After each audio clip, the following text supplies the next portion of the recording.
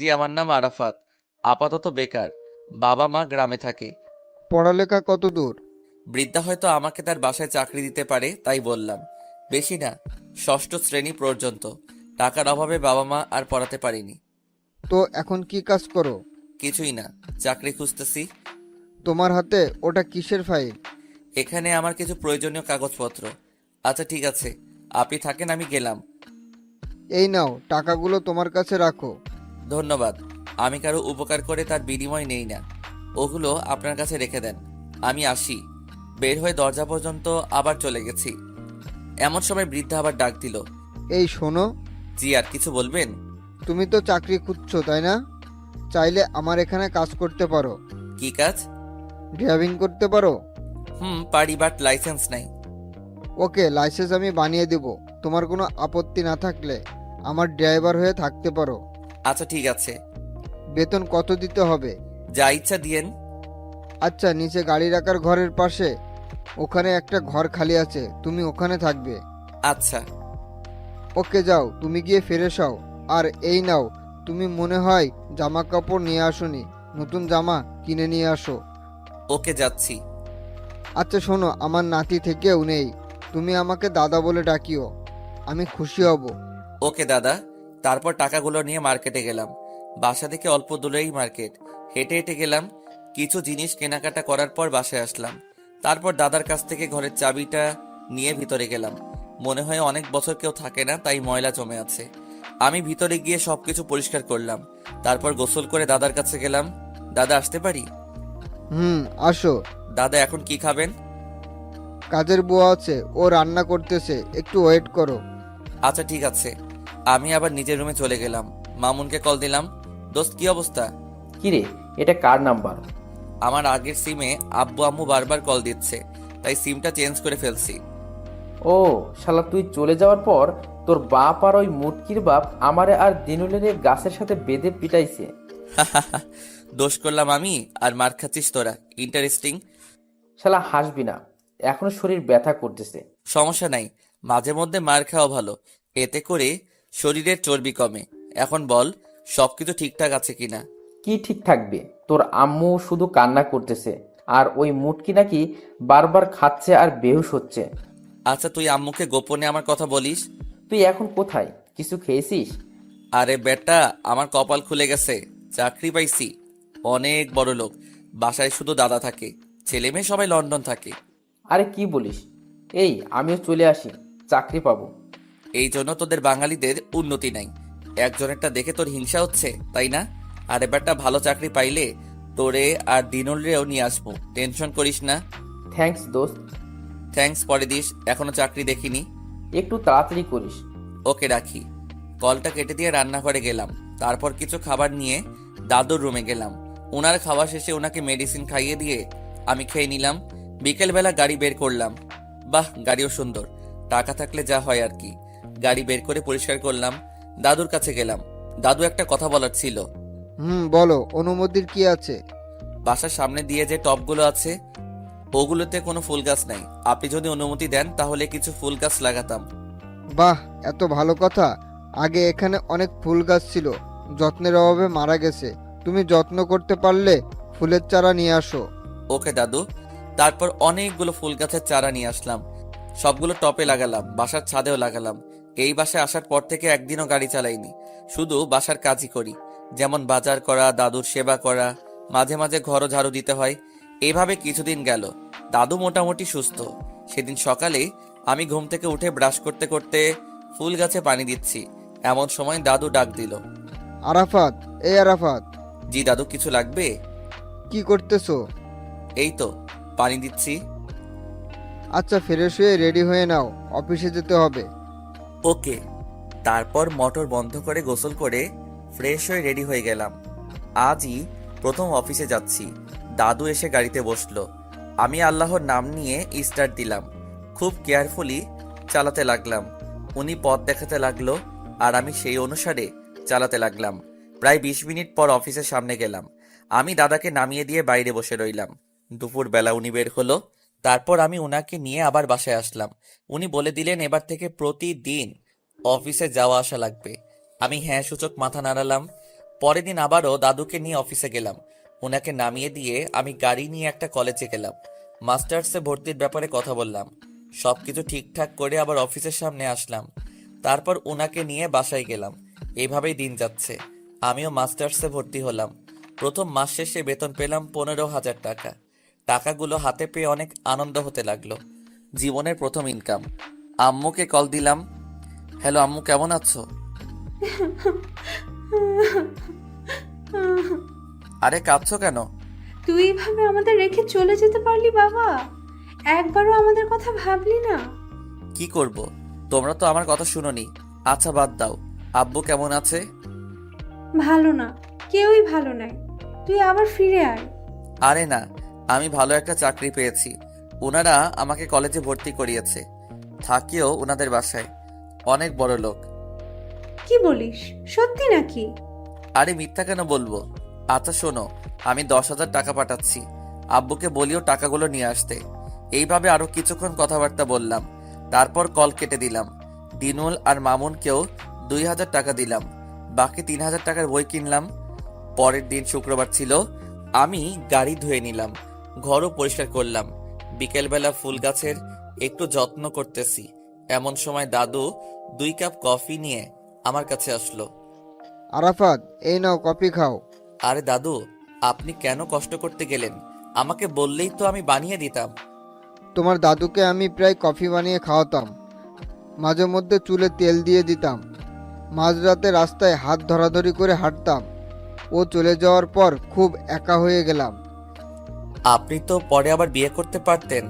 তোমার দাদু এত ভালোবেসেছে যে অন্য কাউকে ভালোবাসার ইচ্ছাটাই মরে গেছে। আর ওর জায়গায় আমি জীবনেও কাউকে কল্পনা করতে পারি না। থাক, মন খারাপ করবেন না, সব ঠিক হয়ে যাবে। ঠিক আর হলো কই। আচ্ছা শোনো, কালকে একটু তাড়াতাড়ি রেডি হবে। কোথাও যাবেন নাকি? আমার একমাত্র নাতনি কালকে দেশে আসবে। ওরে নিয়ে আসার জন্য আমরা এয়ারপোর্টে যাব। ও, আপনার নাতনি আছে? একটা বুড়ি আছে, একদম দাদির মতো হয়েছে। এবার থেকে এখানেই থাকবে, আর ওখানে থাকবে না। এখানে ভালো কোনো কলেজে ভর্তি করিয়ে দিব। কেন, ওখানে কোনো সমস্যা হয়েছে নাকি? না, আমি অসুস্থ শুনে তাই চলে আসছে। আর কোম্পানির দায়িত্ব ওর হাতেই দিয়ে দিব। ও আচ্ছা, সমস্যা নাই। আমি সকাল সকাল রেডি হয়ে যাব। তারপর দাদুর সাথে আরো অনেক কিছু নিয়ে কথা বললাম। রাতে খেয়ে ঘুমিয়ে গেলাম। পরের দিন তাড়াতাড়ি ঘুম থেকে উঠলাম, নামাজ পড়ে আসলাম। তারপর গাড়ি ধুয়ে মুছে নিলাম। রেডি হয়ে দাদুর জন্য বসে আছি। কিছুক্ষণ পর উনি বের হলো। আমি গাড়ির দরজা খুলে দিলাম। উনি বসলো। তারপর এয়ারপোর্ট এর দিকে রওনা দিলাম। 1 ঘন্টা পর এয়ারপোর্টে গেলাম। আমি গাড়ির কাছে দাঁড়িয়ে আছি আর দাদু ভিতরে গেল। কিছুক্ষণ পর দাদুর হাত ধরে একটা পরী বেরিয়ে আসলো। আমি দেখেই হা করে তাকিয়ে আছি। আমি ভেবেছিলাম আমার থেকে বড় হবে বা বিয়ে হয়ে গেছে। এখন তো দেখি পুরাই উল্টা। জিন্স প্যান্ট পরা, দেখতে একটু অন্যরকম লাগছে। দাদু ওরে নিয়ে আমার সামনে আসলো। মাই প্রিন্সেস, এ হচ্ছে আমাদের নতুন ড্রাইভার। আর আরাফাত, এ হচ্ছে আমার কলিজা, আমার নাতনি পেমা, তোমার ম্যাডাম। আসসালামু আলাইকুম ম্যাম। সুন্দরী মেয়েদের এই একটাই সমস্যা, একটু অহংকারী। তারপর বড়লোক হলে তো কথাই নাই। আমিও তেমন কিছু মনে না করে মালামালগুলো গাড়িতে উঠালাম। তারপর গাড়িতে এসে স্টার্ট দিলাম। তারপর গাড়ি ড্রাইভ করতে শুরু করলাম। গাড়িতে দাদু আর প্রেমা কথা বলতেছে। আমি বারবার প্রেমার কথাগুলো শুনছি। একটা মেয়ে যে কি পরিমাণ ন্যাকামি করতে পারে সেটা প্রেমাকে না দেখলে বুঝতাম না। গাড়ি চালাচ্ছি, এমন সময় প্রেমা আমাকে একটা ধমক দেয়। এই গাড়ি থামাও। কি হয়েছে ম্যাম? এইভাবে কেউ গাড়ি চালায়? দাদু, এই তোমার সেই গুণধর ড্রাইভার? চুপ করে রইলাম। নামো গাড়ি থেকে, আমি চালাচ্ছি। তারপর আমি নেমে প্রেমাকে দিলাম। আমি গিয়ে ওর পাশে বসলাম। প্রেমা চালাচ্ছে, আমি চুপ করে রইলাম। তারপর বাসায় চলে গেলাম। প্রেমা আর দাদু গাড়ি থেকে নেমে রুমে চলে গেল। আমি গাড়ি থেকে সবগুলো মালামাল নামিয়ে প্রেমার রুমে দিয়ে আসলাম। বিকেলবেলা আমি ছাদের উপরে থাকা টবগুলোতে পানি দিচ্ছি। এমন সময় প্রেমা উপরে আসে। ওই, তোমার নামটা যেন কি? জি আরাফাত। লেখাপড়া কতটুকু? জি 6ষ্ঠ শ্রেণী পর্যন্ত। যত সব মূর্খ। সকালে তাড়াতাড়ি উঠবে, আমি এক জায়গায় যাব। জি ম্যাম। আর হ্যাঁ শোনো, জি বলেন। আমার কিছু কাপড় আছে, ওগুলো ধুয়ে দাও। ম্যাম ওগুলো তো কাজের মেয়েটা করবে। কেন, তুমি করলে সমস্যা আছে নাকি? আমার কাজ তো ওটা না। তুমি তো দেখি অনেক বড় মাপের বেয়াদব। আমি দাদুকে সব বলবো। কিছু বললাম না। প্রেমা নিচে চলে গেল। রাতের বেলা আমি বসে বসে পড়তেছি, এমন সময় দাদু আমার রুমে আসলো। কিরে, কি করিস? আমি তাড়াতাড়ি বইটা লুকিয়ে ফেললাম। কিছু না দাদু, আপনি আসেন। তোর হাতে কি যেন একটা দেখলাম। না দাদু, তেমন কিছু না। আচ্ছা শোন, তোকে একটা কথা বলার জন্য এসেছি। দাদু বলেন। আমার নাতনিটা একটু রাগী, অল্পতেই রেগে যায়। তোর সাথে হয়তো মাঝে মধ্যে রেগে যাবে, তুই আবার কিছু মনে করিস না। না দাদু, আমি কিছু মনে করব না। আচ্ছা, কালকে সকালে কলেজে যাবে। কেন দাদু? আরে প্রেমাকে ভর্তি করিয়ে দিব। আচ্ছা ঠিক আছে। ওকে, রেডি থাকিস। এখন এসে খেয়ে যা। আচ্ছা ঠিক আছে, আপনি যান, আমি আসছি। দাদু চলে যাওয়ার পর আমি কম্বলের ভেতর থেকে বইটা বের করলাম। দাদুকে বলেছি আমি ষষ্ঠ শ্রেণী পর্যন্ত পড়েছি। এখন যদি হাতে মাস্টার্সের বই দেখে তাহলে হয়তো আগের মতো আর বিশ্বাস করবে না। আমি বইগুলো টেবিলের ড্রয়ারের মধ্যে রেখে দিলাম, তারপর গিয়ে খেয়ে আসলাম। পরের দিন সকালে আমি গাড়ি ধুয়ে মুছে দাঁড়িয়ে আছি। প্রেমা আর দাদুর জন্য ওয়েট করতেছি। প্রেমা একটা শাড়ি পরে বাহির হলো। আমি এক মনে তাকিয়ে আছি। দাদুর ধাক্কা খেয়ে বাস্তবে ফিরে আসলাম। কিরে, এভাবে দাঁড়িয়ে থাকবি নাকি গাড়ি স্টার্ট দিবি? সরি দাদু, আপনারা ওঠেন। তারপর আমিও উঠলাম, গাড়ি স্টার্ট দিলাম। দাদুকে জিজ্ঞেস করলাম কোন কলেজে যাবে। দাদু নাম বলল, আর সাথে সাথেই একটা মোচড় দিয়ে উঠল, কারণ আমি যেটাতে ভর্তি হয়েছি সেম কলেজে প্রেমাকে ভর্তি করানোর জন্য নিয়ে যাচ্ছে। যাই হোক, গাড়ি থেকে নেমে আমি ওনাদের জন্য দরজা খুলে দিলাম। ওনারা ভিতরে গেল, আমি গাড়ির কাছে দাঁড়িয়ে রইলাম। কলেজে ভর্তি হওয়ার পর থেকে তেমন কারোর সাথে আমার পরিচয় হয়নি। সেই সুবাদে কেউ চিনল না আমাকে। প্রায় 1 ঘন্টা পর দাদু আর প্রেমা আসছে। তারপর ওনাদের গাড়িতে উঠিয়ে আবার বাসার দিকে রওনা দিলাম। দাদু আমাকে সব বলতে লাগলো এতক্ষণ কেন দেরি করছে। প্রেমা দাদুকে থামিয়ে দিয়ে বলল, আরে ওরে এগুলো কি বলো, ও এসব বুঝবে না। আমি একটা মুচকি হাসি দিলাম, মনে মনে বললাম, ফকিন্নি, তুই মাত্র অনার্সে ভর্তি হয়েছিস আর আমি শেষ করে ফেলছি। তারপর বাসায় চলে আসলাম। পরের দিন থেকে শুরু হলো প্রেমাকে নিয়ে প্রতিদিন কলেজে যাওয়া। অবশ্য আমারও উপকার হচ্ছে, আমিও 2-1টা ক্লাস করতে পারি, বাট সেটা প্রেমা জানে না। একদিন বিকেলবেলা ফুল গাছে পানি দিচ্ছি, এমন সময় দাদু আমার কাছে আসলো। কিরে আরাফাত, কি করিস? এই তো দাদু, পানি দিচ্ছি, কিছু বলবেন নাকি? দাদু চুপ করে রইল, দেখি কিছুটা চিন্তিত মনে হচ্ছে। কি ব্যাপার দাদু, কিছু হয়েছে? না রে, তেমন কিছু না। সকালবেলা তাড়াতাড়ি উঠিস, অফিসে যেতে হবে। কিন্তু দাদু, তখন তো প্রেমা ম্যাম কলেজে যাবে। আমি বলে দিব, সে একা যাবে। আচ্ছা ঠিক আছে। দাদু নিচে চলে গেল, আমি পানি দিয়ে তারপর গেলাম। দাদুর কিছু হয়েছে কিনা কে জানে। পরের দিন সকালে দাদুকে নিয়ে ওনার অফিসে গেলাম। আমি বাইরে দাঁড়িয়ে থাকতে চেয়েছিলাম, কিন্তু দাদু জোর করে ভিতরে নিয়ে গেল। ভিতরে অনেক লোক বসে আছে, সবাইকে দেখে মনে হচ্ছে অনেক পয়সাওয়ালা লোক। যাই হোক, আমি একপাশে দাঁড়িয়ে রয়েছি। তারপর ওনাদের মধ্যে একজন লোক বলল, মিস্টার আসাদুজ্জামান, দেখেন আমরা আপনাদের অনেক সময় দিচ্ছি, কিন্তু আর না। আপনি যত সময় আপনার লোন পরিশোধ করতে পারেননি, এখন আমরা আপনার কোম্পানির নিলামে তুলে দিব। দাদুর মাথায় যেন আকাশ ভেঙে পড়ল। দাদু করুণ সুরে লোকটাকে বলল, প্লিজ ম্যানেজার, আমাকে আর কিছুদিন সময় দিন, আমি আপনাদের সব টাকা দিয়ে দিব। দেখেন, আমরাও চাকরি করি। আপনি আপনার লোন যত সময় পরিশোধ করতে পারেননি, এখন ব্যাংক আপনার কোম্পানি নিয়ে নিবে, আমাদের কিছু করার নাই। এবার বুঝতে পারলাম কাহিনীটা আসলে কি। দাদু ব্যাংক থেকে অনেক টাকা লোন নিয়েছে, সেগুলো পরিশোধ করতে পারছে না, তাই এখন ব্যাংক কোম্পানি নিয়ে নিবে। দাদু মাথা নিচু করে বসে আছে। এমন আরো একজন ভদ্রলোক ভিতরে আসলো। আমি কি আসতে পারি? আরে আপনি এখানে কেন? কেন আসতে পারি না? পারেন, বাট এ সময়। আপনি বিপদে পড়েছেন, আমি না আসলে কে আসবে? আচ্ছা, আপনি বাইরে বসেন, আমি মিটিং শেষ করে আসছি। আমি বসতে আসিনি, আপনাকে একটা কথা বলতে আসছি। কি কথা? আপনার সব লোন আমি পরিশোধ করে দিব, কিন্তু একটা শর্ত আছে। কি সত্য? আপনার আর আমার সম্পর্কটা আরো ঘনিষ্ঠ করতে চাই। বুঝলাম না। আপনার একমাত্র নাতনি আমি আমার ঘরের বউ করে নিয়ে যেতে চাই। আমার ছোট ছেলের সাথে ওর বিয়ে দিতে চাই। মানে কি বলছেন এসব? প্রেমা এখনো ছোট, ওর পড়ালেখা এখনো শেষ হয়নি। বিয়ের পরে আমার বাসা থেকে পড়ালেখা করবে। অসম্ভব, আমি প্রেমাকে আপনাদের ঘরে জীবনেও পাঠাবো না। ওকে, সিদ্ধান্ত আপনার হাতে। কোম্পানি হারিয়ে পথে ভিক্ষার থালা নিয়ে বসবেন, নাকি প্রেমাকে বিয়ে দিয়ে নিজেও সুখে থাকবেন, কোম্পানিও বাঁচাবেন, নাতিকেও সুখে রাখবেন? আমি জাস্ট আমার প্রস্তাবটা রেখে গেলাম। এমন সময় দাদু আমার দিকে তাকালো। ম্যানেজার বলল, মিস্টার আসাদুজ্জামান, কি করবেন তাড়াতাড়ি করেন, না হলে আপনি এই কাগজে সাইন করে দিন। আমরা কোম্পানি নিলামে তোলার ব্যবস্থা করতেছি।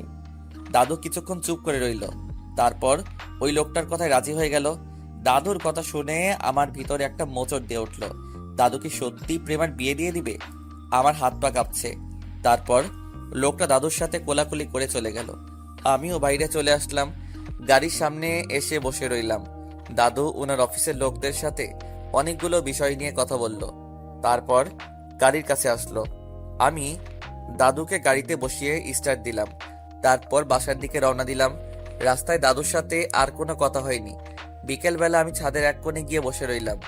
আব্বু আম্মুর কথা খুব মনে পড়তেছে। ইচ্ছা করছে উড়ে চলে যাই। এমন সময় কেউ একজন আমার কাঁধে হাত রাখে। পিছনে তাকাতেই দেখি দাদু। আরে দাদু, আপনি? তোর কি মন খারাপ? না দাদু, কিছু বলবেন? না, কি বলবো? আপনার কি মন খারাপ? না, ঠিক আছি। কোনো সমস্যা না থাকলে আমার সাথে শেয়ার করতে পারেন। বিয়ের কিছুদিন পর প্রেমার দাদু ওর বাবাকে জন্ম দিয়ে আমাকে একা রেখে চলে গেছে। ছোট ছেলেটার দিকে তাকিয়ে আর বিয়ে করিনি। যদি সৎমা ওর ঠিক মতো খেয়াল না রাখে। বাবা মা আত্মীয় স্বজন সবাই অনেক রিকোয়েস্ট করেছে 2বার বিয়ে করার জন্য, কিন্তু করিনি। ছোটবেলা থেকেই ওরে বাবা মায়ের আদর দিয়ে বড় করলাম। কখনো মায়ের অভাব বুঝতে দেয়নি। যত বড় হচ্ছিল তত সে খারাপের দিকে যাচ্ছিল। নেশাপানি করে সে একদম খারাপ হয়ে গেছে। পড়ালেখার নাম করে বিদেশে চলে যায়। সেখানে গিয়েও একই অবস্থা, কোনো পরিবর্তন হয়নি। নিজের ইচ্ছা মতো বিয়ে করে, আমাকে একবারও জানানোর প্রয়োজন মনেও করেনি। তারপরও আমি হাসি মুখে গ্রহণ করে নিলাম। ওদের কোল জুড়ে একটা ফুটফুটে পড়ে আসলো। নাম রাখলাম পেমা। পেমা একদম ওর দাদির মতো হয়েছে। বাপ মায়ের সাথে কোনো মিল নেই। পড়ালেখা, খাওয়া দাওয়া এসব নিয়েই ওর লাইফ। শুধু একটু রাগী। পেমার বাবার জন্য টাকা পাঠাতে পাঠাতে আমার কোম্পানির অবস্থা খুব খারাপ।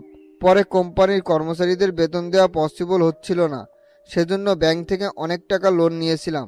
সেগুলো এখন সুদে আসলে প্রায় 3 গুণ হয়েছে। সেজন্য ব্যাংক এখন কোম্পানি নিলামে তুলে দিচ্ছিল।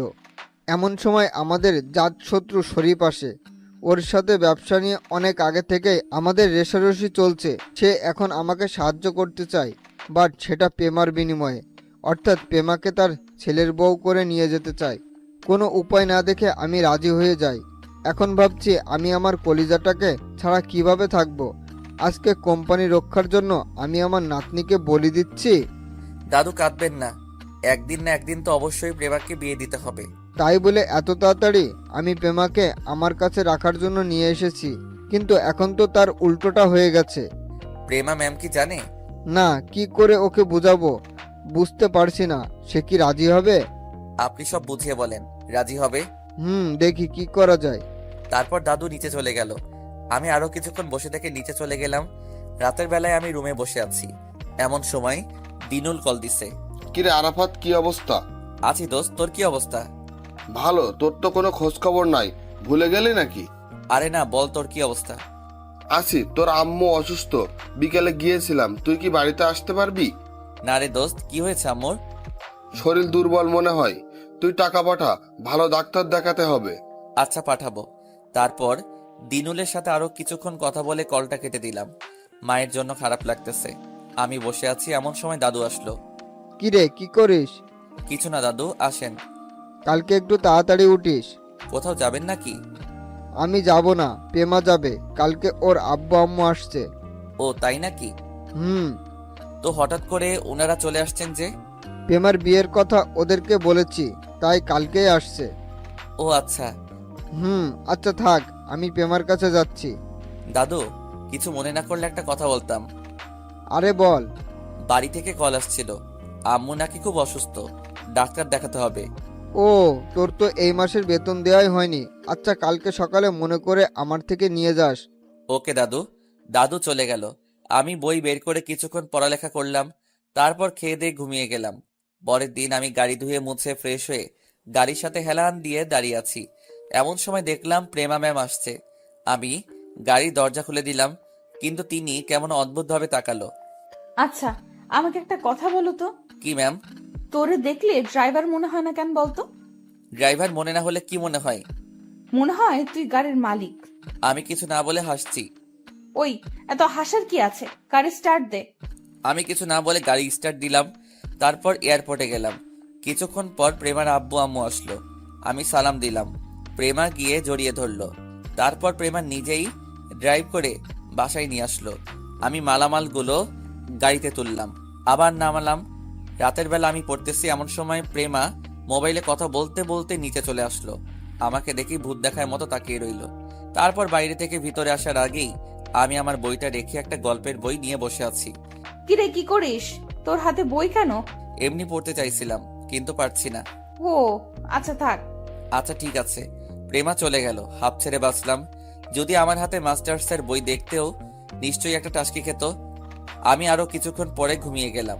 পরের দিন উঠে নামাজ পড়ে ছাদে গিয়ে ফুলের টবে পানি দিচ্ছি। এমন সময় প্রেমার আব্বু আসে। আসসালামু আলাইকুম আঙ্কেল। ওয়ালাইকুম আসসালাম। কি করো?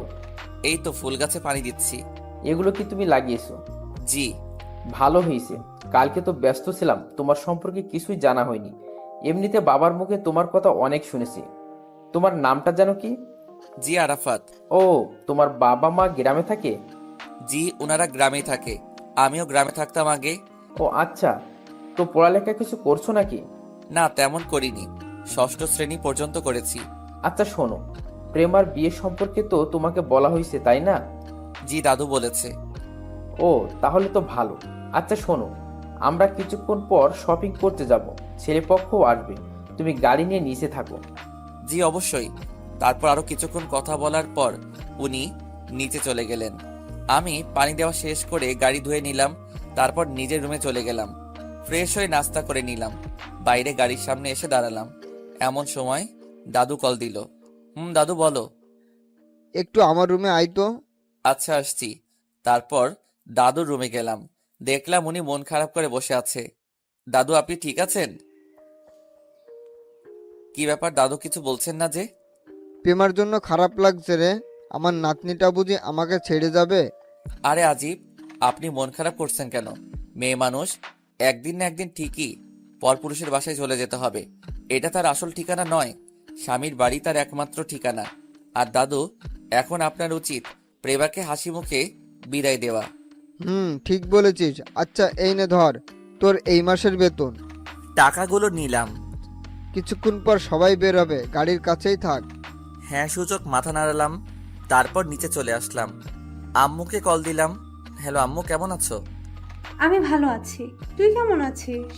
আম্মুর গলা শুনে বলছিলাম আম্মু ভালো নেই। আমিও ভালো আছি। তোমার কথাবার্তা এমন লাগছে কেন? ঠিক আছো তো? হুম, আছি। আব্বা কেমন আছেন? আছে, তোর জন্য খুবই টেনশন করছে।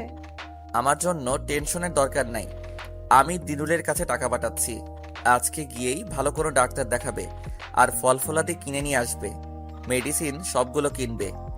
আমাদের দরকার নাই বাপ, তুই ফিরে আয়। যা তুই নিজের ইচ্ছা মতোই চলিস। আমরা তোকে আর বিয়ের জন্য চাপ দিব না।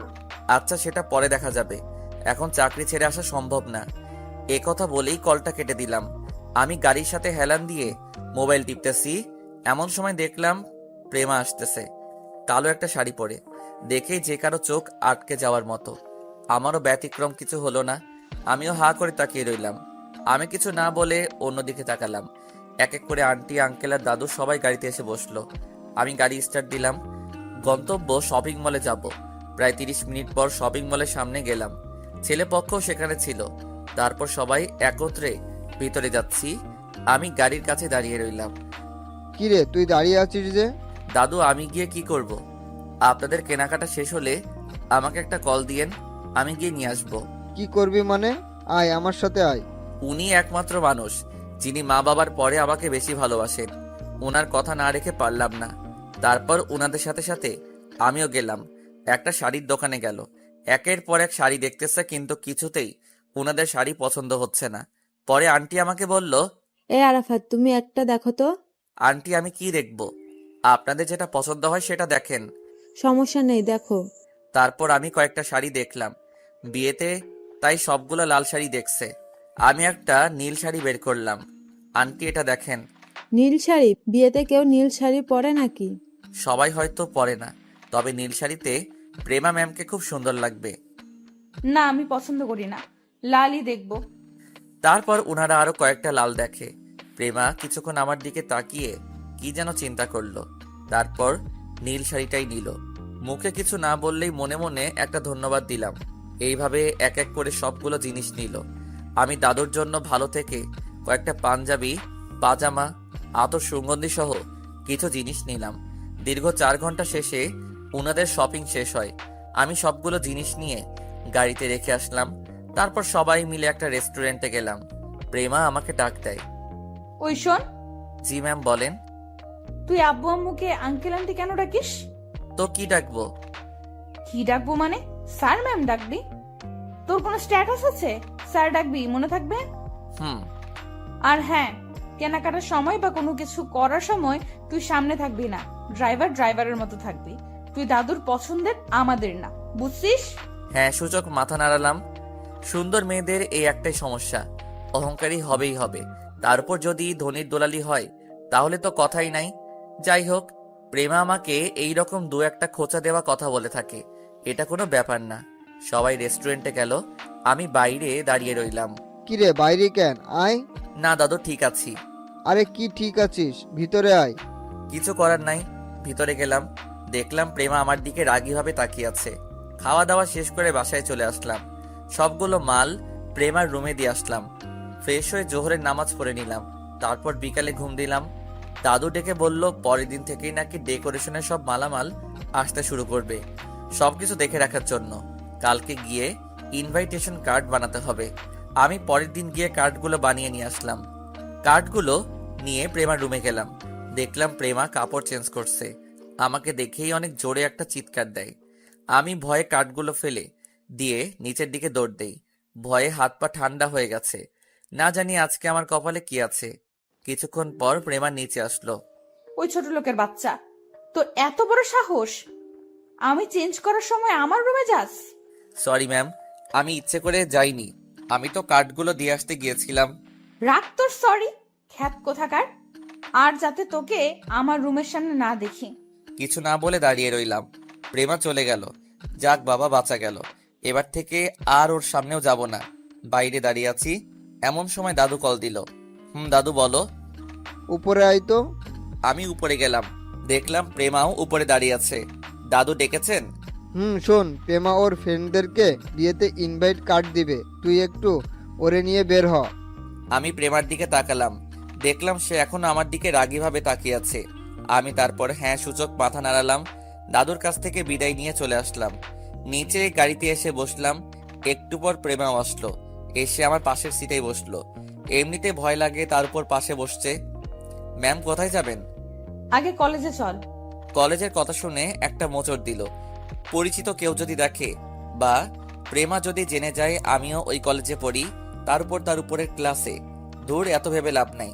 কলেজে আমার কোনো বন্ধু নাই, কারণ ভর্তি হয়ে আমি আর ক্লাস করিনি, মাত্র 2-3 দিন করেছি, তাও আবার প্রেমা দেশে আসার আগে। ওই কি হইছে? বসে আছিস কেন? সরি ম্যাম, এ কথা বলে গাড়ি স্টার্ট দিলাম। তারপর কলেজের দিকে রওনা দিলাম। কিছুক্ষণ পর কলেজের গেটের সামনে গিয়ে দাঁড়ালাম। প্রেমা নামার আগেই আমি নেমে দরজা খুলে দিলাম। ও নেমে হাঁটা দিল। আমি পিছন পিছন আসতেছি, এমন সময় প্রেমা বলল, ওই তুই কোথায় আসছিস? এখানে থাক। তোর মতো খ্যাত যদি আমার সাথে যায় তাহলে বন্ধুদের কাছে আমার প্রেস্টিজ কমে যাবে। আমি আর কিছু না বলে গাড়ির কাছে দাঁড়িয়ে রইলাম। অল্প একটু সামনে গেটের পাশে একটা ফুচকা দোকানের কাছে ওর ফ্রেন্ডরা সবাই বসে আছে। প্রেমা ওদের কাছে গিয়ে হাত মেলালো। তারপর প্রেমাও সেখানে গিয়ে বসলো। বল, তোদের কি অবস্থা? ওদের আর আমার মধ্যে বেশি দূরত্ব না থাকায় স্পষ্ট কথাগুলো শোনা যাচ্ছে। তাদের মধ্যে থেকে একটা মেয়ে বলল, ওই ছেলেটা কে রে? আর বলিস না, শালা একটা খ্যাত আমার ড্রাইভার। দেখতে তো অনেক স্মার্ট। দোস্ত, আমার সাথে লাইন করিয়ে দে না। তুই পাগল হইছিস? ওই ছোট লোকটাকে তোর পছন্দ হয়েছে? তার উপর পড়ালেখাও নাই। তাতে কি, আমার তো পছন্দ হয়েছে। তুই প্লিজ ব্যবস্থা করে দে। তাদের মধ্যে থেকে আরেকটা মেয়ে বলল, আরে ওনারে তো কোথায় যেন দেখেছি, মনে করতে পারছি না। কোথায় দেখছিস? মনে পড়েছে, উনি তো আমাদের কলেজে পড়ে, মাস্টার্সে। আমি সেদিন ফর্ম জমা দিয়েছিলাম, উনিও আমার সাথে ফর্ম জমা দিয়েছিলেন। তোর মাথা, ও ক্লাস 5 পর্যন্ত পড়েছে। কিন্তু তাহলে সেদিন এই বাদ দে তো, সে কখন থেকে ওর কথা নিয়ে পড়ে আছিস? দেখ দেখ, এমন ভাবে গাড়ির সাথে হেলান দিয়ে আছে যেন মনে হচ্ছে গাড়ির মালিকও। তুই ওরে নিয়ে এত সেতে চাস কেন? ওই খবিসটারে দেখতে পারি না। আচ্ছা শোন, যে কারণে তোদের সাথে দেখা করা। এরপর প্রেমা ব্যাগ থেকে কার্ডগুলো বের করে ওদের হাতে দিল। সবাই তো অবাক, সবাই একসাথে অভিনন্দন জানালো। প্রেমা ওদের সময় সবাইকে নিয়ে গাড়ির সামনে নিয়ে আসলো। তারপর আমাকে বলল, ওই গাড়ি স্টার্ট দে। আমি দরজা খুলে দিলাম। ওরা বসার পর গাড়ি স্টার্ট দিলাম। প্রেমার কথা মতো একটা রেস্টুরেন্টের সামনে গেলাম। গাড়িতে প্রেমা আমাকে অনেকভাবে অপমান করেছে, ইংরেজিতে অনেকগুলো গালিও দিল। ও ভাবছে আমি কিছুই বুঝি না। তারপরও কিছু না বলে চুপচাপ গাড়ি চালিয়ে রেস্টুরেন্টের সামনে গেলাম। নেমে আবার গাড়ির দরজা খুলে দিলাম। ওরা রেস্টুরেন্টের ভিতরে গেল, আমি বাইরে দাঁড়িয়ে রইলাম। ওর দুজন ফ্রেন্ড আমাকে ডেকেছে, আমি যাইনি। প্রেমা ইশারায় না করেছে, তার উপর রাগীভাবে তাকিয়ে আছে, সেই জন্য আর যাইনি। ওরা ভিতরে গিয়ে অনেকক্ষণ আড্ডা দিল। আমি গাড়ির ভিতরে বসে রইলাম। মামুনকে কল দিলাম, কিরে কি অবস্থা তোর? এই তো ভালো। তুই তো ভুলে গেলি। ভুলে গেলে কল কেমনে দিলাম? আচ্ছা বাদ দে, বল কেমন আছিস? আলহামদুলিল্লাহ ভালো। কি করিস? এই তো দোকানে আড্ডা দিছি। তুই? বসের মেয়ের বিয়ে, কাঠ বিলি করতে আসছি। ও, তো পড়ালেখা চলছে নাকি? আরে না, পড়ার মতো সুযোগ পাচ্ছি না, তার উপর বিয়ের জন্য এই কয়েকদিন অনেক ব্যস্ত। ওরা জানে তুই যে পড়ালেখা করিস? আরে না, জানলে চাকরি থাকবে না। আইমানের সাথে কথা বলছি, এমন সময় দেখলাম ওরা বের হইছে। আমি তাড়াতাড়ি করে ওল কেটে দিলাম। প্রেমা ভিতরে বসলো, বাকিরা যার যার মতো চলে গেল। এরপর প্রেমাকে নিয়ে বাসায় চলে আসলাম। বিকেলবেলা দাদুকে নিয়ে বের হলাম। মুরব্বীদের আর আত্মীয় স্বজনদের উনি দাওয়াত দিচ্ছে, আমাকে সাথে নিয়ে যায়। সবার কাছে আমাকে তার নাতি বলে পরিচয় দেয়। ওনার সাথে বের হলে সময় যে কিভাবে চলে যায় টেরই পাওয়া যায় না। এইভাবে 2 দিন পর্যন্ত শুধু কার্ড বিলি করলাম। শুরু হলো বিয়ের আয়োজন। এক এক করে ডেকোরেশনের সব মালামাল আসতে শুরু করলো। আমিও নিজ দায়িত্বে সব ঠিক মতো দেখাশোনা করছি। দেখতে দেখতে হলুদের দিন চলে আসলো। পুরো বাড়ি ফুল আর লাইট দিয়ে সাজানো হলো।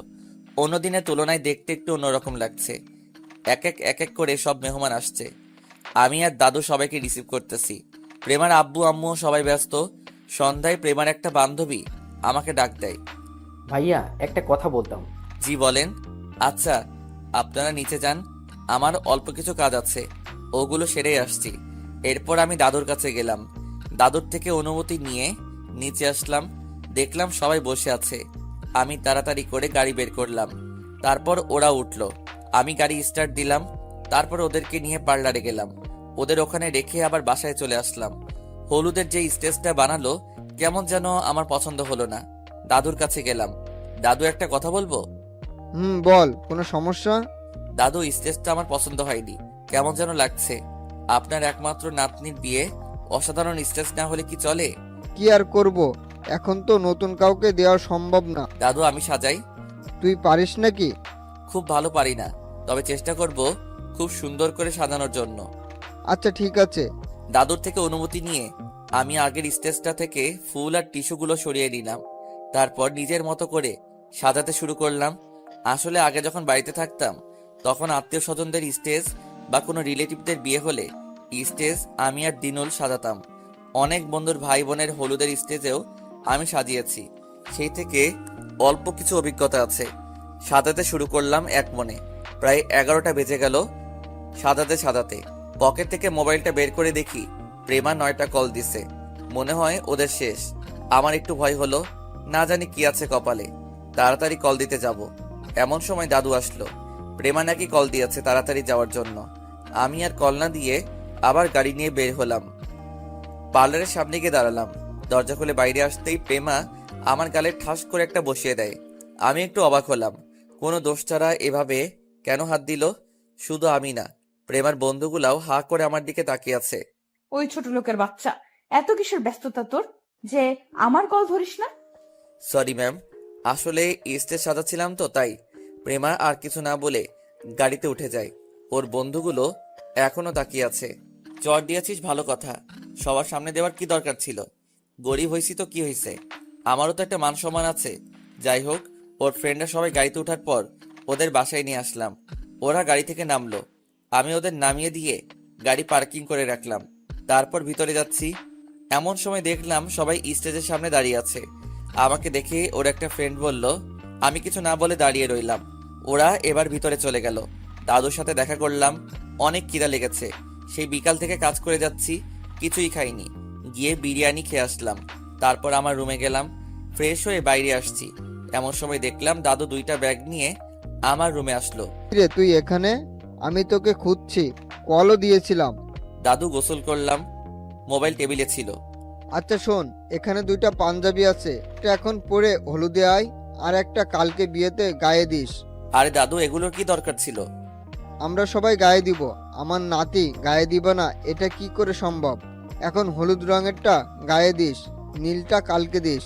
দাদু, বিয়েতে তো কেউ পাঞ্জাবি পরে না। সমস্যা নেই, তুই পড়ছিস, ভালোই লাগবে। কিছু না বলে দাদুকে আবার সালাম করলাম। দাদু বুকে জড়িয়ে নিল। এরপর আমি রেডি হয়ে স্টেজের সামনে চলে গেলাম। কিছুক্ষণ পর প্রেমাকেও নিয়ে আসা হলো। আমি ওরে দেখেই হা করে তাকিয়ে আছি। এমনিতে সুন্দর, কিন্তু আজকে একটু বেশি সুন্দর লাগছে। মনে হচ্ছে কোনো অপ্সরা। এইরকম একটা মেয়ে যদি আমার বউ হতো তাহলে কতই না ভালো হতো। যাই হোক, ও গিয়ে স্টেজে বসলো। একে একে সবাই মিষ্টি খাওয়াচ্ছে, গায়ে হলুদ দিচ্ছে। আমি দাঁড়িয়ে দাঁড়িয়ে দেখতেছি, ভালোই লাগছে। কিছুক্ষণ পর দাদু আমাকে ডাকলো প্রেমাকে হলুদ দেওয়ার জন্য। আমি দাঁড়িয়ে রইলাম। প্রেমার আব্বু আম্মুও ডাকাডাকি শুরু করলো। আমি বারবার প্রেমার দিকে তাকাচ্ছি। হলুদ দিতে যাওয়ার পর যদি আবারও চট দেয় তাহলে তো আমার সব শেষ। দাদুর জোরাজোরিতে আস্তে আস্তে স্টেজের সামনে গেলাম। প্রেমার পাশে বসলাম। দেখলাম কেমন ভাবে আমার দিকে তাকিয়ে আছে, কি করব বুঝতেছি না। দাদুর দিকে তাকালাম, উনি ইশারায় হলুদ দিতে বললেন। আমি আর কোনো কিছু না ভেবে অল্প একটু মিষ্টি নিয়ে প্রেমাকে খাইয়ে দিলাম। প্রথমে ভাবছি খাবে না, পরে কি যেন চিন্তা করে খেয়ে নিল, আমাকেও একটু খাইয়ে দিল। আমি অল্প একটু হলুদ নিয়ে ওর কপালে লাগিয়ে দিলাম। মনে হয় আমি সবার শেষে হলুদ দিচ্ছি, আর কেউ বাকি নেই। দাদুও কি মনে করে স্টেজে আসলো, প্রেমাকে দ্বিতীয়বারের মতো খাইয়ে দিল, সাথে আমাকেও। আমিও দাদুকে খাইয়ে দিলাম। এরপর দাদু এমন একটা কাণ্ড ঘটিয়ে ফেললো যা স্বপ্নেও ভাবিনি। দাদু অনেকগুলো হলুদ নিয়ে আমার পুরো মুখে লাগিয়ে দিল। এরপর প্রেমার বন্ধুরাও স্টেজে আসলো, সবাইকে মিলে আমাকে অনেকগুলো হলুদ লাগিয়ে দিল। আমি তো পুরাই অবাক। আমিও অনেকগুলো হলুদ দাদুর গায়ে মাখিয়ে দিলাম। অন্যরকম একটা মুহূর্ত কাটালাম। এইভাবে কিছুক্ষণ চললো। তারপর ছবি তুলে যে যার মতো চলে গেল। আমি দাদুকে ওনার রুমে দিয়ে আসলাম। তারপর নিচে এসে গোসল করে নিলাম। ঘড়ির দিকে তাকিয়ে দেখি 3:30 বাজে।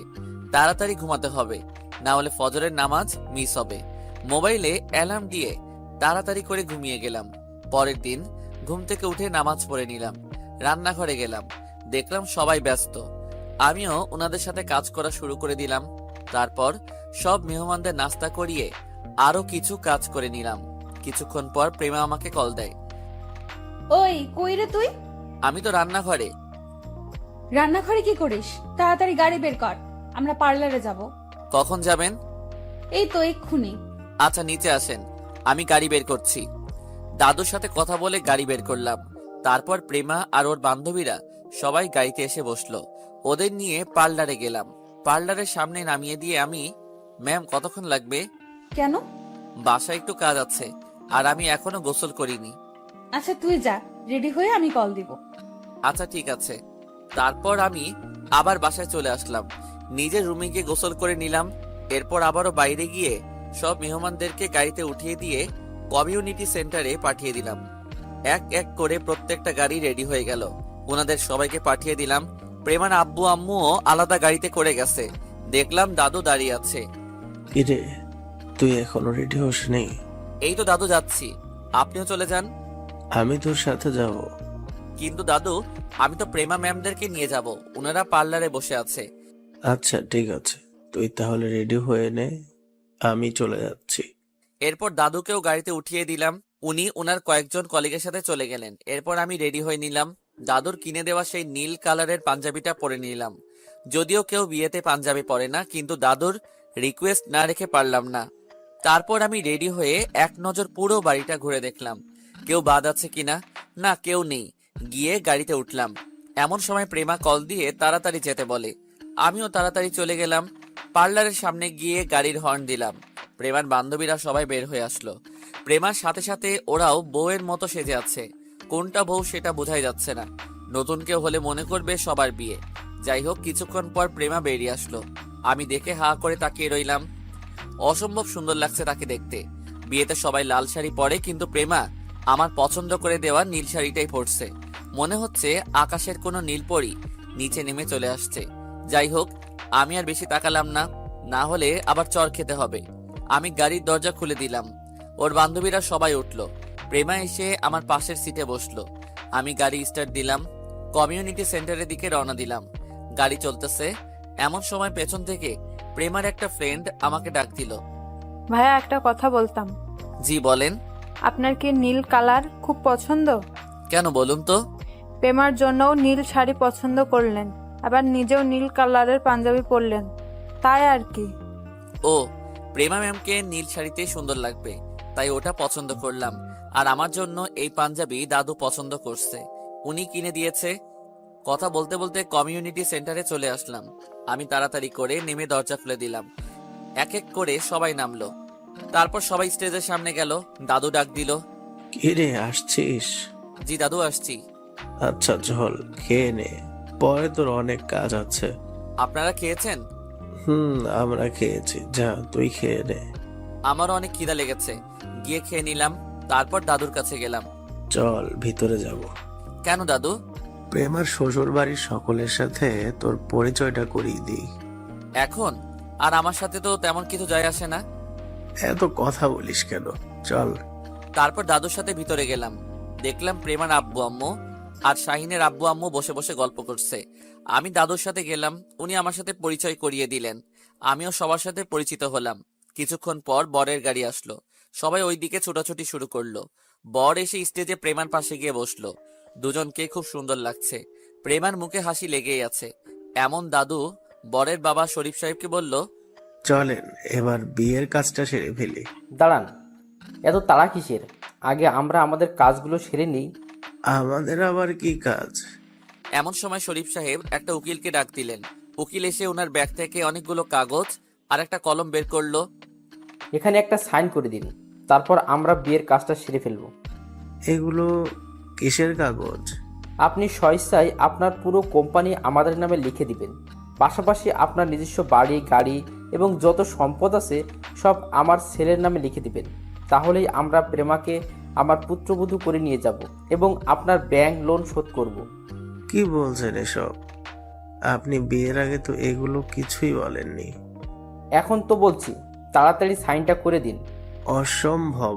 আমার নাতনি কোন দিক থেকে কম আছে যে আপনারা সব নিয়ে নিতে যাচ্ছেন? আপনাদের 7 জন্মের ভাগ্য যে প্রেমা আপনাদের ঘরের বউ হয়ে যাচ্ছে।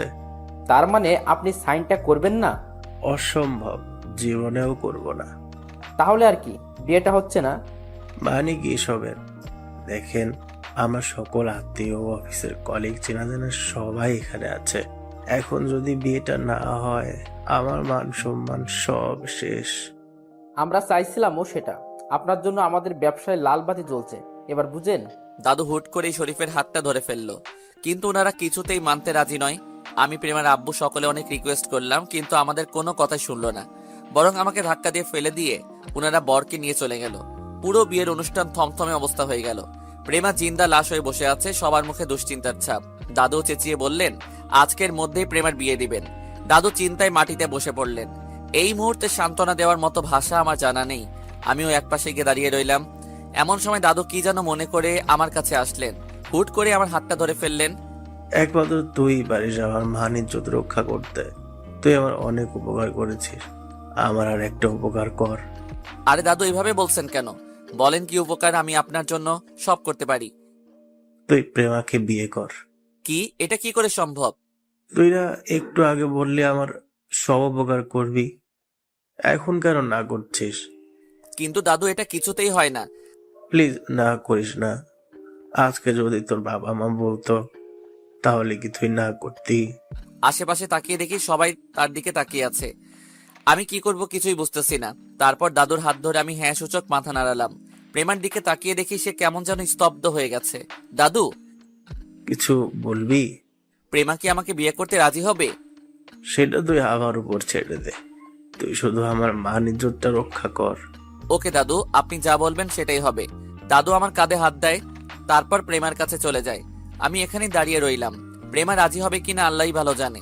সে তো আমাকে এক মুহূর্ত সহ্য করতে পারে না, তার উপর বিয়ে করা সেটা তো অসম্ভব।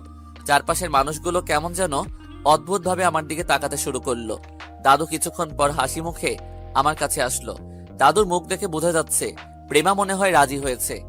যা গিয়ে স্টেজে বস, কাজী অনেকক্ষণ যাবৎ বসে আছে। দাঁড়িয়ে দাঁড়িয়ে ভাবছি এত সহজে রাজি হওয়ার মতো মেয়ে প্রেমা নয়, নিশ্চয়ই সে অন্য কোনো কিছু চিন্তা করছে। কিরে কি ভাবছিস? যা। জি দাদু, যাচ্ছি। তারপর আমি গিয়ে প্রেমার পাশে বসলাম। ভয়ে ভয়ে ওর দিকে তাকালাম। চোখ মুখ লাল করে সে আমার দিকে তাকিয়ে আছে। একটা জিনিস খুবই ভালো লাগছে, আমিও নীল কালারের পাঞ্জাবি পরে আছি আর প্রেমাও নীল শাড়ি। দেখতে অসম্ভব ভালো লাগা কাজ করছে। নীরব হয়ে যাওয়া বিয়ের অনুষ্ঠান যেন মুহূর্তেই প্রাণ ফিরে পেল। আবার আগের মতো হই হুল্লার শুরু হলো। কিছুক্ষণ পর কাজী আসলো, এসে আমাদের বিয়েটা করিয়ে দিল। যদিও প্রেমা সহজে কবুলটা বলেনি, অনেক ভেবেচিন্তে তারপর বলেছে। প্রেমা আর তার বান্ধবীরা সবাই গাড়িতে গিয়ে বসলো। আমি আবারও সেই ড্রাইভারের সিটে গিয়ে বসলাম। প্রেমার বান্ধবীরা অনেকে অনেক রকম মজা করতেছে, বাট সে একদম চুপ ছিল। যাই হোক, অতবার বাসায় চলে আসলাম। সবই ঠিকঠাক চলছে। এখন প্রায় রাত 12টা। আমি দাঁড়িয়ে আছি বাসার ছাদে। আম্মুকে কল দিলাম। কিছুক্ষণ পর আম্মু কল ধরলো, মনে হয় ঘুমিয়েছিল। আম্মুকে পুরো বিষয়টা বুঝিয়ে বলি। আম্মুও অনেক খুশি। আম্মু বলছে কালই প্রেমাকে নিয়ে বাড়িতে যাওয়ার জন্য, কিন্তু সেটা তো পসিবল না। আম্মুর সাথে অনেকক্ষণ কথা বলে কলটা কেটে দিলাম। তারপর দিনুল আর মামুনকেও জানালাম। ওরা তো আমার উপর অনেক রাগ যে ওদেরকে না বলে বিয়ে করে ফেলছি। যাই হোক, কথা বলা শেষে আকাশের দিকে তাকিয়ে ভাবছি কি থেকে কি হয়ে গেল। কালকে এই সময়ও আমি ওনাদের ড্রাইভার, আর আজকে জামাই। বিয়ের জন্যই আমি বাড়ি ছেড়ে পালালাম, আর এখানে এসেও বিয়ে। এই বিয়েটা আমাকে ছাড়লো না। একটু পর অনুভব করলাম কেউ পিছনে এসে আমার কাঁধে হাত দিয়েছে। তাকিয়ে দেখি দাদু। দাদু, আপনি ঘুমাননি এখনো? আমি তোর সাথে খুব অন্যায় করে ফেলছি, তাই না? আরে দাদু, আপনি এগুলো কি বলেন? আপনি এত বিশাল সারপ্রাইজ দিবেন আমি কখনো কল্পনাও করিনি। যা, প্রেমা অনেকক্ষণ যাবৎ অপেক্ষা করছে, রাত অনেক হয়েছে, যা ভেতরে যা। আমি আর কিছু না বলে চলে গেলাম। নিচে এসে প্রেমার রুমের সামনে দাঁড়িয়ে আছি। আসলে আমার রুম ছিল নিচে, কিন্তু আজ থেকে এখানে কেমন যেন অস্বস্তি লাগছে। ভয় ভয় দরজা খুললাম, ভিতরে গেলাম। দেখলাম প্রেমা ভিতরে নেই, হয়তো ওয়াশরুমে গেছে। আমি গিয়ে সোফায় বসে রইলাম, কিন্তু আমার ধারণা ভুল। প্রেমা বারান্দায় গিয়ে কার সাথে যেন মোবাইলে কথা বলছে। এসে আমার দিকে তাকালো, কিছু না বলে গিয়ে সোজা ঘুমিয়ে গেল। আমি কিছুক্ষণ বসে রইলাম, তারপর আমিও গিয়ে ওর পাশে খাটে গিয়ে বসলাম। যেই মাত্রই বসলাম, সাথে সাথে সে একটা ধাক্কা মেরে আমাকে নিচে ফেলে দেয়। আই ছোট লোকের বাচ্চা, তো সাহস কি করে হয় আমার পাশে ঘুমানোর? তাহলে কোথায় ঘুমাবো? জাহান্নামে গিয়ে ঘুমা, শালা ছোট লোক। দেখেন, আমি কিন্তু আপনার হাজবেন্ড। কি? তুই আমার হাজবেন্ড? তোর কি ধারণা তোর মতো খ্যাত অশিক্ষিত ছোট লোককে আমি আমার হাজবেন্ড হিসেবে জীবনেও মানবো না। মানে কি এসবের? তাহলে বিয়ে কেন করলেন? সেটা দাদুর জন্য। দাদুর দিকে তাকিয়ে না করতে পারিনি। আর হ্যাঁ, তুই তোর মতো থাকবি, আমি আমার মতো। জীবনেও কোনোদিন আমার সামনে স্বামীর অধিকার নিয়ে আসবি না, বলে দিলাম। ড্রাইভার ড্রাইভারের মতো থাকবি। তুই আগেও ড্রাইভার ছিলি, এখনো ড্রাইভার হিসেবেই থাকবি। তোকে দাদু আর আব্বু আম্মু ভালো চোখে দেখে, আমি না। তোদের মতো ছেলেদের আমার ভালো করে চেনা আছে। দাদুকে ফাঁদে ফেলে আমাকে বিয়ে করছিস, আমি সব জানি। কিন্তু শুনে রাখ, খুব তাড়াতাড়ি আমি তোকে ডিভোর্স দিব। শালার এই ছিল আমার কপালে, যার জন্য করলাম চুরি, সেই চোর ডাকে। আমি কিছু না বলে রুম থেকে বের হয়ে চলে যাব। এমন সময় প্রেমা আবার বলে, ওই কই যাস? তো এখানে থেকে কি করব? আমি আমার রুমে চলে যাচ্ছি। ড্রাইভারের জায়গায় যাচ্ছি। না, যাবি না। মানে কি? যাব না কেন? তুই যদি এখন ওখানে যাস বা ওই রুমে থাকিস, তাহলে সবাই ভাববে আমার আর তোর মাঝে কিছু হয়েছে, পরে আরো ঝামেলা হবে। বাহ, বুদ্ধি তো ভালোই আছে দেখা যাচ্ছে। আর হ্যাঁ শুন, তুই আমাকে ম্যাম বলেই ডাকবি, মনে থাকবে? হ্যাঁ, সুযোগ মাথা নাড়ালাম। আজ থেকে তুই নিচে থাকবি, খবরদার ভুলেও আমাকে টাচ করার চেষ্টা করবি না। যদি করিস তাহলে দেখবি আমি তোর কি হাল করি। আমি কিছু না বলে সোফায় গিয়ে ঘুমালাম। লাইট অফ করার সাথে সাথে এই প্রেমা লাফিয়ে উঠলো। ওই তুই লাইট কেন অফ করলি? লাইটটা অফ না করলে ঘুমাবো কিভাবে? আমি আলোতে ঘুমাতে পারি না। তুই কি ভাবছিস আমি তোর মতলব বুঝি না? লাইট অফ করবি, তারপর তুই আমাকে লাইট অফ করতে পারবি না। রাগে আমার পুরো শরীর কেঁপে উঠলো। সোজা উঠে চলে যেতে লাগলাম। কিরে কই যাস? তো এখানে থেকে কি করব? এখানে থাকলে তো আমি আপনার গায়ে হাত দিব, তার চেয়ে বরং চলে যাওয়াই বেটার। এত খারাপ মন মানসিকতা নিয়ে থাকেন কিভাবে? সবার মন কি আপনার মতো? তো ওদের ছেলেদের আমার চেনা আছে। যা শুয়ে পড়। শোন, ডিম লাইট জ্বালিয়ে রাখ, আমার ভয় করে। আর কিছু না বলে ডিম লাইট জ্বালিয়ে ঘুমিয়ে গেলাম। সকালে চিল্লাচিল্লি শুনে ঘুমটা ভাঙলো। তাকিয়ে দেখি প্রেমাও নেই। আমি এক লাফ দিয়ে উঠে গেলাম। তাড়াতাড়ি করে সোফায় রুমে গেলাম। গিয়ে দেখি অনেকগুলো লোক দাদুকে ঘিরে দাঁড়িয়ে আছে। আমি যাওয়ার পর, কি ব্যাপার, আপনারা কারা? আমরা ব্যাংক থেকে আসছি। ওনার কোম্পানি ব্যাংক থেকে অনেক টাকা লোন নিয়েছে। এখন সুদে আসলে টাকার পরিমাণ 3 গুণ হয়ে গেছে। যদি উনি টাকা ফেরত না দেয় তাহলে আমরা ওনার কোম্পানি নিলামে ওঠাতে বাধ্য হব। ওনাকে এর আগেও অনেকবার সতর্ক দেওয়া হয়েছে, বাট উনি কোনো কিছু করেনি। তাই আজকে বাসায় আসলাম। হয় টাকা দিতে হবে, নাহলে এই বাড়ি আর ওনার পুরো কোম্পানি ব্যাংকের নামে লিখে দিতে হবে। ব্যাংকের লোকটার কথা শুনে জানো আমার পুরো শরীর কেঁপে উঠল। কি হবে এখন? দাদুর দিকে তাকালাম। উনি অপরাধী হয়ে বসে আছেন। পাশে প্রেমার আব্বু আম্মু দাঁড়িয়ে আছে। আমি ব্যাংকের লোকটাকে বললাম, স্যার কত টাকা হয়েছে মোট? অনেক টাকা। কেন, আপনি দিবেন নাকি? কে আপনি? ও আমার নাত জামাই। স্যার আমার কিছু কথা আছে। জি বলুন। আমাদেরকে আরো 6 মাস সময় দেন, আমরা আপনাদের পুরো টাকা দিয়ে দেব। অসম্ভব, এর আগেও কয়েকবার সময় দিয়েছি, আর 1 সেকেন্ডও সময় দেওয়া যাবে না। স্যার আমি আপনাকে কথা দিচ্ছি যে আগামী 6 মাসে যদি আপনাদের টাকা না দিতে পারি তাহলে আপনারা এই কোম্পানি বিক্রি করে দিয়েন। সাথে আমাকে যে শাস্তি দিবেন সেটা আমি মাথা পেতে নিব। আমি আপনাদের আরো একটা নিউজ দিতে চাই। কি নিউজ? যদি আপনারা আমাকে 6 মাস সময় দেন তাহলে আমি পুরো টাকার উপর 5% কমিশন দিব। এবার বাকিটা আপনাদের হাতে। এখন কি আপনারা এই অল্প টাকার কোম্পানি নিয়ে নিবেন, নাকি পুরো টাকার সাথে 5% কমিশন সহ নিবেন? সেটা আপনাদের ব্যাপার। আপনি যে কমিশন দিবেন সেটার ভিত্তি কি? আপনাদেরকে আমি লিখিত দিচ্ছি, এবার সিদ্ধান্ত আপনাদের হাতে। লোকগুলো কিছুক্ষণ নিজেরাই কথা বলল। এদিকে দাদু আর অন্যরা সবাই আমার দিকে তাকিয়ে রইল। কিছুক্ষণ পর ওনারা বললেন, এই যে মিস্টার, আপনার নামটা যেন কি? জি আমার নাম আরাফাত। আরাফাত সাহেব, আপনার কথায় রাজি, তবে আমাদেরও একটা শর্ত আছে। কি বলেন?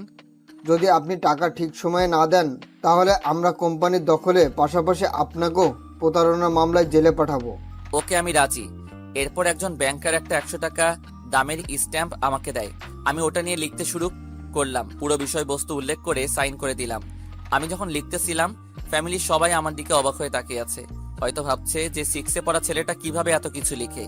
যাই হোক, ওই দিকে নজর দেওয়ার দরকার নাই। সাক্ষী হিসেবে দাদু আর প্রেমার আব্বু সাইন করলো। তারপর আরো কিছু কথা বলার পর ব্যাংকের লোকগুলো চলে গেল। দাদু আপনার সাথে আমার কিছু কথা আছে। আচ্ছা ঠিক আছে, তুই ফ্রেশ হয়ে নাস্তা করে আমার রুমে আয়। তারপর আমি নাস্তা করে রুমে গেলাম। দেখলাম প্রেমা আগে থেকেই বসে আছে। ওই, তুই 6 মাসের মধ্যে টাকা কোথায় পাবি? তাও আবার 5% ইন্টারেস্ট দিয়ে। সেটা আপনার না জানলেও চলবে। খুব বেড়ে গেছিস তাই না? তুই কি ভাবছিস আমি কিছু বুঝি না? তুই দাদুকে পটিয়ে সব নিজের করবি ভাবছিস তাই না? আমি থাকতে জীবনেও এটা হতে দিব না। তাহলে এক কাজ করেন, লোন শোধ করে দেন। বড় বড় কথা তো বলছেন যত সব আজাইরা। আমি আর ওরে পাত্তা না দিয়ে চলে গেলাম। আমি জানি এখন অনেক কিছু করতে হবে, না হলে কোম্পানি রাখা পসিবল না। এখন যদি প্রেমার এগুলো মাথায় রাখি তাহলে কিছুই সম্ভব হবে না। আমি আর কোনো কথা না বলে দাদুর রুমে গেলাম। আসছিস? দাদু। বল বল, কি কথা? দাদু আপনি কোম্পানির দায়িত্ব বাবাকে দিয়ে দেন। কিভাবে দিব? ও তো আবারও ইংল্যান্ড চলে যাবে। দাদু, বাপ দাদার ভিটে মাটির চেয়েও কি ইংল্যান্ড যাওয়া বেশি জরুরি? কি করব, ও তো প্রেমার বিয়ের জন্য এসেছিল। দাদু উনি আসছে ঠিক আছে, আর যাওয়ার দরকার নাই। আপনি শুধু দায়িত্বটা ওনাকে বুঝিয়ে দেন, বাকিটা আমি দেখে নিচ্ছি। তুই কিভাবে কি করবি আমি বুঝতেছি না। যদি তোর পড়ালেখাটা থাকতো তাহলেও কিছু একটা করতে পারবি। দাদু আমি আপনাকে একটা মিথ্যা কথা বলেছিলাম। কি? দাদু আমি আপনাকে বলেছি যে আমি পড়ালেখা করিনি, কিন্তু দাদু আমি অনার্স শেষ করে এখন মাস্টার্সে ভর্তি হয়েছি অ্যান্ড প্রেমার কলেজে পড়ি। দাদু অবাক হয়ে তাকিয়ে রইল। কি বলছিস? তুই আমাকে আগে বলিসনি কেন? দাদু আগে বললে হয়তো আপনি আমাকে এই ড্রাইভারের চাকরিটা দিতেন না, তাই আগে বলিনি। দাদু আপনার কাছে একটা অনুরোধ। কি? আপনি এই কথা অন্য কাউকে বলবেন না, এমনকি প্রেমাকেও না। বললে সমস্যা কোথায়? না দাদু প্লিজ বলবেন না। আপনি এখন স্যারকে নিয়ে অফিসে যাবেন অ্যান্ড ওনাকে সবকিছু বুঝিয়ে দিবেন। আমি নিচে গাড়ি নিয়ে আছি, আপনি স্যারকে নিয়ে আসেন। তারপর আমি নিচে চলে গেলাম, গাড়ি বের করে দাঁড়ালাম। কিছুক্ষণ পর দাদু আর স্যার আসলো, ওনাদেরকে নিয়ে অফিসে গেলাম। দাদু আর আমি স্যারকে সবকিছু বুঝিয়ে বললাম। উনিও আর না করেননি। তারপর অফিসে নিয়ে গিয়ে সবার সাথে স্যারের পরিচয় করিয়ে দিলেন, অ্যান্ড উনি যে আমাদের নতুন বস সেটাও সবাইকে বললেন। তারপর দাদু আমাকেও একটা ডেস্কে বসিয়ে দিলেন, বললেন আজ থেকে এখানে তুই বসবি। এরপর আমরা বাসায় চলে আসলাম। দুপুর 2টার সময় প্রেমা আমাকে কল দেয়। ওই কই রে তুই? এই তো বাসায়। সারাদিন বাসায় কি করিস? তাড়াতাড়ি কলেজে আয়, আমাকে নিয়ে যেতে হবে। আচ্ছা আপনি থাকেন, আমি আসছি। আমি আবারও গাড়ি নিয়ে কলেজে গেলাম। দেখলাম প্রেমার বান্ধবীরা সবাই ওখানে আছে। আমি যাওয়ার পর ওনাদেরকে সালাম দিলাম। ওনারাও অনেক মশকরা করলো আমার সাথে। তারপর আমি প্রেমার একটা হাত ধরে বললাম চলো। সাথে সাথেই প্রেমা আমাকে ওদের সামনে একটা থাপ্পড় দিয়ে দেয়। ছোট লোকের বাচ্চা, তোর সাহস কি করে হয় আমার হাত ধরার? ড্রাইভারের মতো থাকবি। আমি গালে হাত দিয়ে দাঁড়িয়ে রইলাম। প্রেমার বান্ধবীরা সবাই আমার দিকে তাকিয়ে আছে। লজ্জায় আমার অবস্থা শেষ। কিছু না বলে গাড়িতে চলে আসলাম। প্রেমাও এসে গাড়িতে বসলো। তারপর বাসায় চলে আসলাম। তারপর ফ্রেশ হয়ে খেয়ে নিলাম। রুমে এসে দেখি প্রেমা শুয়ে আছে। তাই ওখানে আর না থেকে আমি আবার নিচে আগের সেই জায়গায় চলে গেলাম। বিকেলে ফুল গাছে পানি দিচ্ছি। এমন সময় কেউ একজন আমার পিছনে এসে দাঁড়িয়ে আছে। আমি তাকিয়ে দেখি প্রেমা। আজকে নাকি বাবাকে অফিসের বস বানাইছে? হুম। তোকেও নাকি একটা ডেস্ক দিয়েছে? হুম। আপনাকে কে বললো? যেই বলুক, সেটা তোর না জানলেও চলবে। এই, তুই অফিসের কি বুঝবি? ভালো করে পড়তেও তো পারবি না। তুই ডেস্ক নিলি কেন? আমি নেইনি, দাদুই আমাকে দিয়েছে। দাদু বললো আর তুই রাজি হয়ে গেলি? এই দাদুই তোকে মাথার উপরে তুলেছে, শালা ছোট লোক কোথাকার। প্রেমা হনহন করে চলে গেল। আমি কিছু না বলে ফুল গাছে পানি দিতে লাগলাম। মনে মনে বললাম ফকিরনি দাদুর জন্যই ভালো আছিস, না হলে কোথায় যেত তোর এত চর্বি আল্লাহ ভালো জানে। এখনো কোম্পানি ধরে রাখতে পারি কিনা আল্লাহ ভালো জানে, না হলে কোথায় যাবে তোর এই লাক্সারিয়াস লাইফ। পথে বসতে হবে সবাইকে। যাই হোক, পানি দেওয়া শেষ করে আমি রুমে চলে গেলাম। দিনুলকে কল দিয়ে কিছুক্ষণ কথা বললাম। তারপর দাদুর রুমে গেলাম। দাদু আসবো? আয়। কি ব্যাপার দাদু, আজ এই সময় শুয়ে আছেন যে? এমনি। দাদু শরীর খারাপ লাগছে নাকি?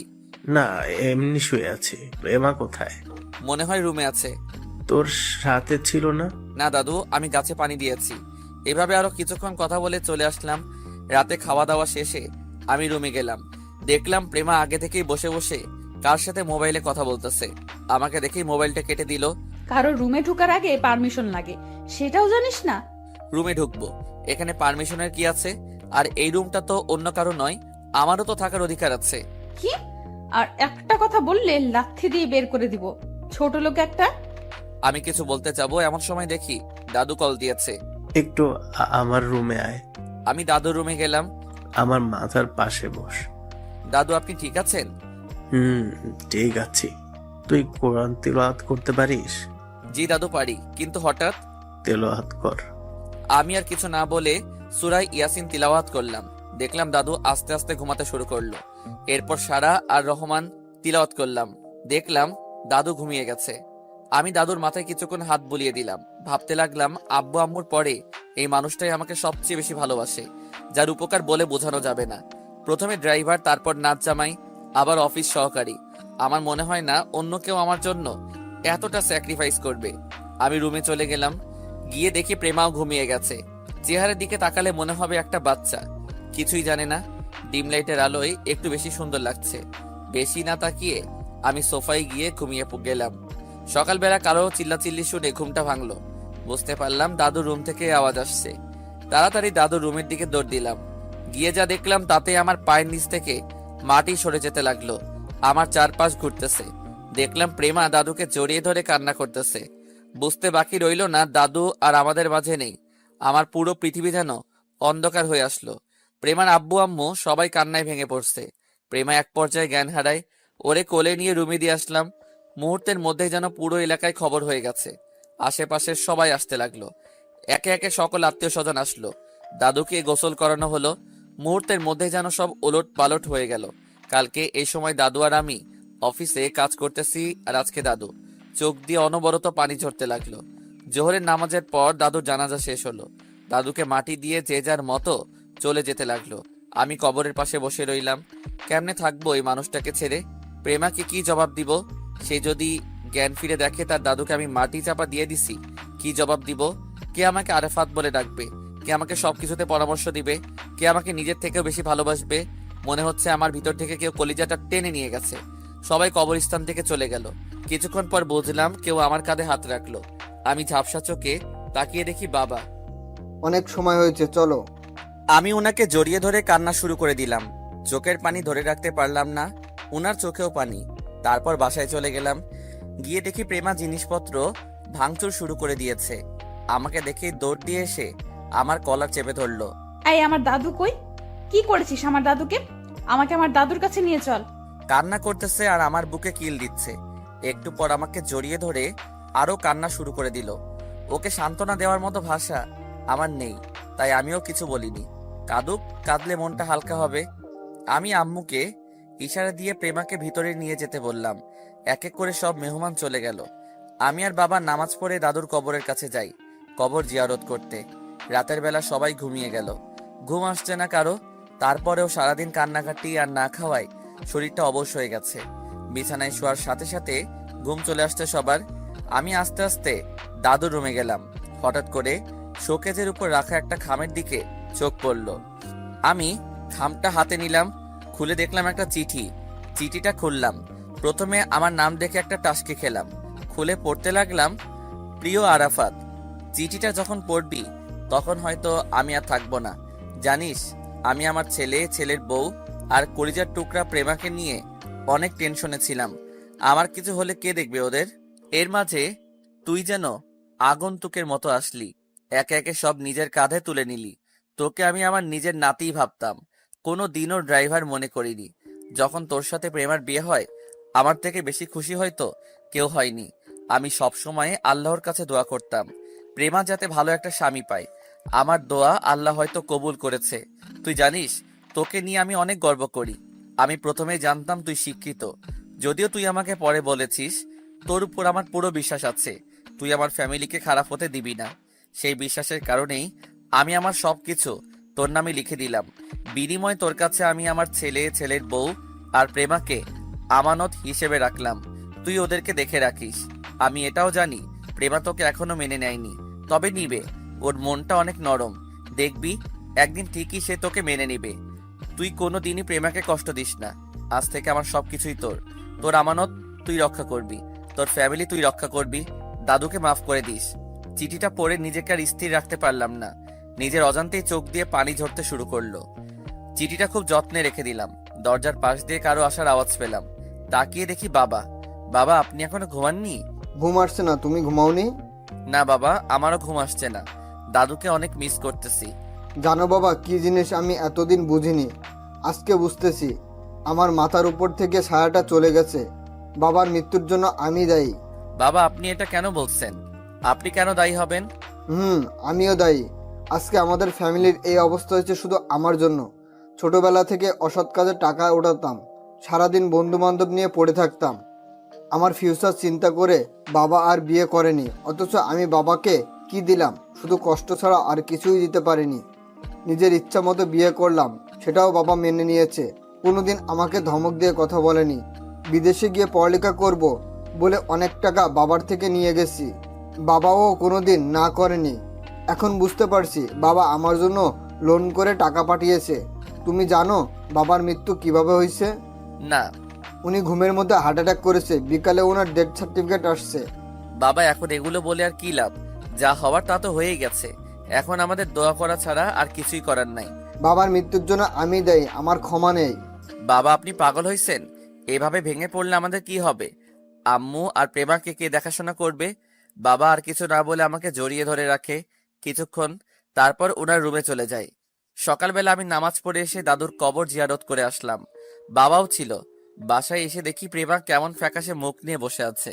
আম্মাও কেমন যেন হয়ে গেছে। বুঝতে পারলাম কেউ নাস্তা করেনি। আমি রান্নাঘরে গিয়ে ওনাদের সবার জন্য নাস্তা রেডি করলাম। সবাইকে ডাকলাম, আসলো।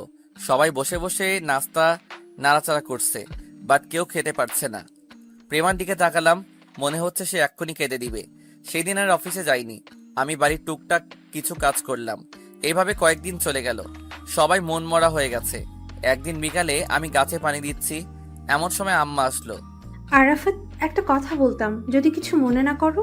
জি অবশ্যই। বলছিলাম কি, অনেকদিন ধরেই প্রেমা মন মরা হয়ে বসে আছে। তুমি যদি ওরে নিয়ে কিছুদিন বাইরে থেকে ঘুরে আসতে তাহলে মনে হয় ভালো হতো।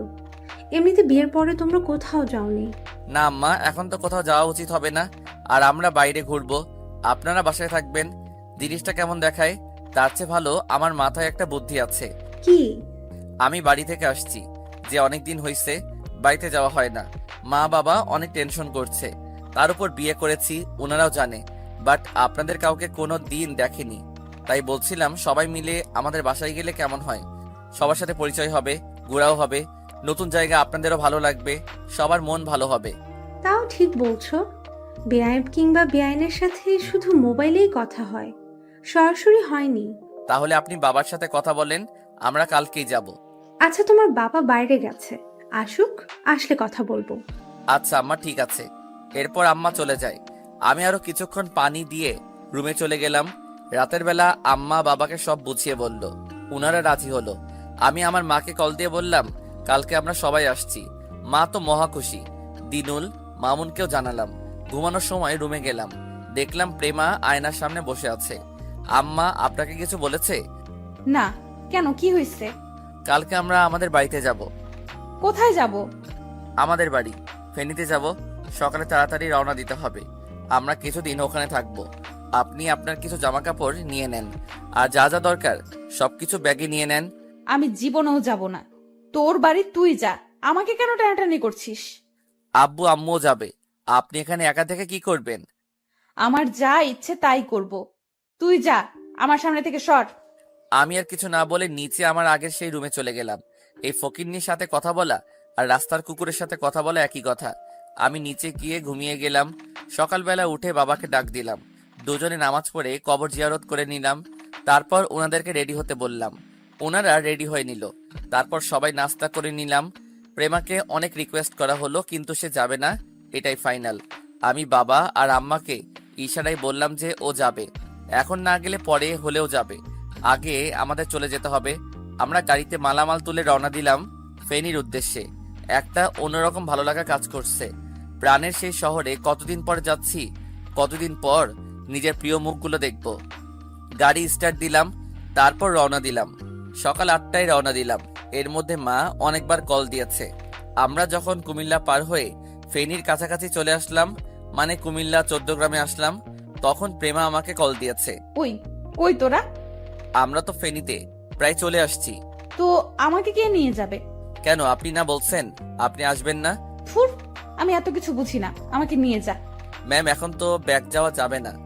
আব্বা আমার অনেক কষ্ট হবে। আপনি বাসে করে চলে আসেন, আমি ওখান থেকে আপনাকে নিয়ে যাব। কি বললি? রাখি এখন। কথা বলে কলটা কেটে দিলাম। ফকিন্নি বেশি ভাব দেখালে যা হয় আর কি। এবার ঠেলা বুঝো। আমি আব্বা আম্মাকে বললাম, ওনারা হাসতে শুরু করলো। ফেনীতে ঢুকে দিনুল মামুনকে কল দিয়ে আমাদের বাড়ির সামনে থাকার জন্য বলছি। ওরা ওখানেই আছে। কিছুক্ষণ পর আমরা বাড়িতে চলে গেলাম। দিনুল মামুন গাড়ি দেখে পিছনে পিছনে আসলো। বাড়ির সামনে গিয়ে গাড়ি থামালাম। গাড়ি থেকে নামার সাথে সাথেই ওরা আমাকে জড়িয়ে ধরলো। অনেক দিন দেখি না দুই হারামিকে।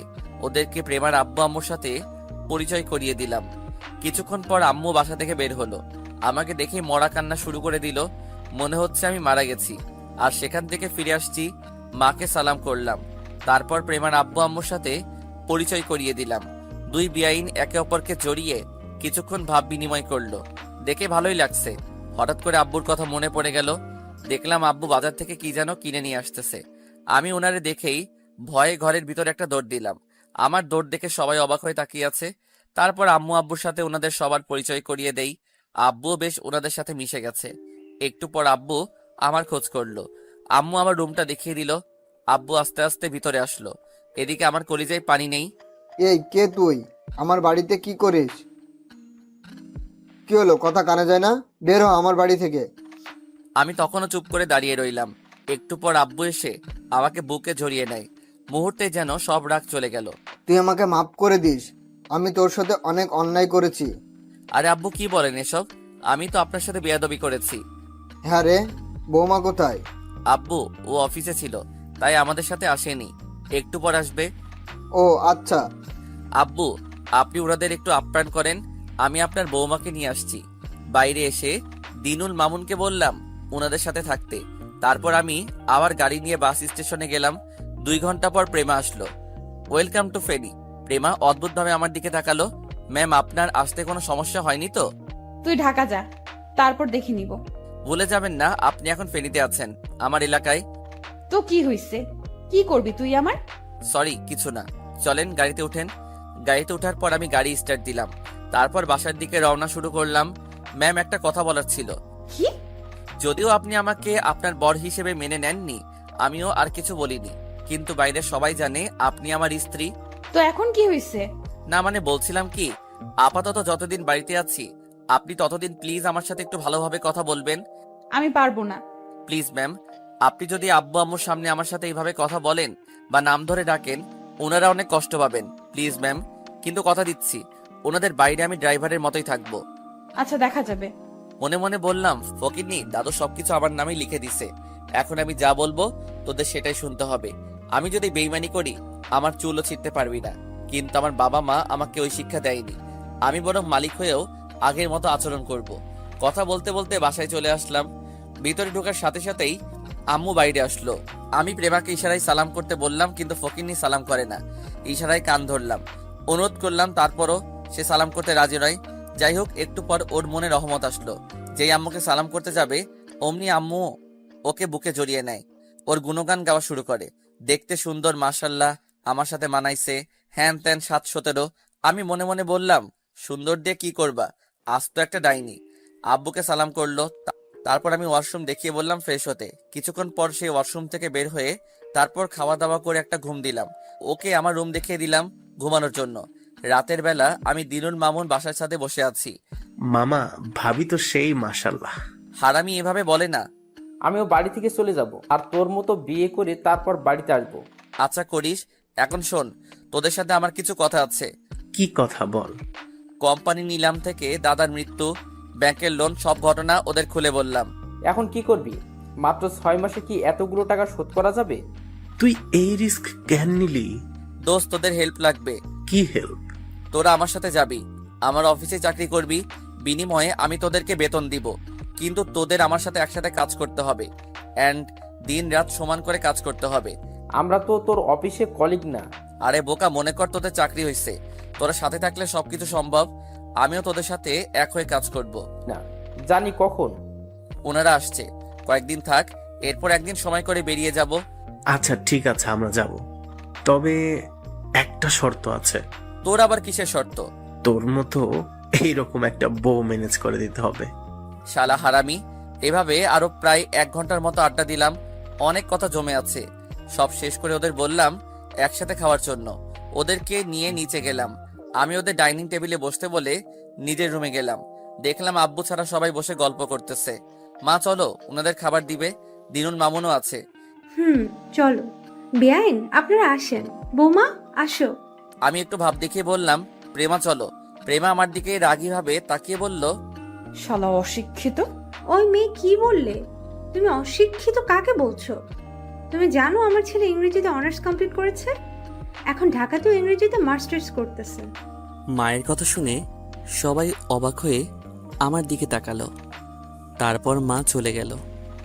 আমি চোরের মতো হয়ে গেলাম। ব্যস্ততা দেখিয়ে আমিও বাইরে চলে আসলাম। একটু পর প্রেমা, ওর আব্বু আম্মু ডাইনিং রুমে আসলো। সবাই খেতে বসলো। প্রেমা আর আমি পাশাপাশি বসছি। প্রেমা খাওয়ার মাঝে মাঝে আমার দিকে তাকালো। আম্মু খুব আদর করে সবাইকে খাইয়ে দিলেন। খাওয়া দাওয়া শেষে আমি দিনুল আর মামুনকে বিদায় দিতে বাইরে গেলাম। ওদের সাথে বাইরে কিছুক্ষণ আড্ডা দিয়ে বাসায় আসলাম। ততক্ষণে সবাই বসে বসে টিভি দেখতেছে আর গল্প করতেছে। প্রেমা, আব্বু আম্মু শুধু আমার কথাই বলতেছে, আর এইদিকে প্রেমা বসে বসে জ্বলতেছে। আমি যাওয়ার পর আমিও মায়ের পাশে গিয়ে বসলাম। আমি সহ কিছুক্ষণ গল্প করলাম। তারপর শ্বশুর শাশুড়িকে ওনাদেরকে রুম দেখিয়ে দিলাম ঘুমানোর জন্য। প্রেমা মনে করছে ওরেও কিছু বলবো, কিন্তু না, কিছুই বললাম না। আমি আমার রুমে চলে আসলাম। এসে বিছানায় শুয়ে শুয়ে মোবাইল টিপতেছি। খেয়াল করে দেখলাম প্রেমা চোখ মুখ লাল করে রুমে আসলো। এসে দরজাটা ঠাস করে লাগিয়ে দিল। ওই, তুই আমাকে রেখে চলে আসলি কেন? কেন, আমি কি আপনাকে কোলে করে নিয়ে আসবো নাকি? খুব ভাব চলে আসছে তোর, তাই না? একবার ঢাকা চল, তারপর দেখবি তোর কি হাল করি। সেটা পরে দেখা যাবে। এখন ফেনীতে আছেন, আমার এলাকায়। নিজের বাসা থেকে খুব ভাব দেখাচ্ছিস, তাই না? যা মনে করেন। ওই, তুই যে পড়ালেখা করেছিস, আমাদের কিছু বললি না কেন? আমরা তো কিছুই জানতাম না। আপনি এখন অনেক কিছু জানেন না, আর ছোটদের সবকিছু জানতে নেই। কি, আমি ছোট? আমাকে দেখতে ছোট লাগে? দেখতে ছোট লাগে না, বাট মন মানসিকতা এখনো ছোট। বিদেশে পড়ালেখা করেছেন, অথচ কোথায় কি বলতে হবে সেটাই জানেন না। ও আচ্ছা, এখন আমাকে তোর কাছ থেকে আচরণ শিখতে হবে। সর, আমি ঘুমাবো। ফ্লোরে থাকেন। ফ্লোরে থাকবো মানে? আপনার বাসায় আপনি খাটে ছিলেন, আর আমি ফ্লোরে। এখন এখানে আমি খাটে ঘুমাবো, আর আপনি ফ্লোরে ঘুমাবেন। আমি ফ্লোরে থাকতে পারবো না। As you wish. প্রেমার দিকে তাকিয়ে দেখি মনে হচ্ছে এক্ষুনি কেঁদে দিবে। ফকিন্নি ঠেলা বুঝো, আমাকেও অনেক অপমান করেছ, অনেক জ্বালিয়েছ। প্রেমা বালিশ আর কাঁথা নিয়ে ফ্লোরে ঘুমাতে যাবে, এমন সময় দাঁড়ান। ছোট লোক হতে পারি, কিন্তু মেয়েদের কিভাবে সম্মান করতে হয় সেটা আমার ভালো করে জানা আছে। যান, খাটে গিয়ে ঘুমান। প্রেমা দাঁড়িয়ে রইল। আমি মোবাইলটা টিপতে টিপতে ছাদে চলে গেলাম। ওখানে গিয়ে বসলাম।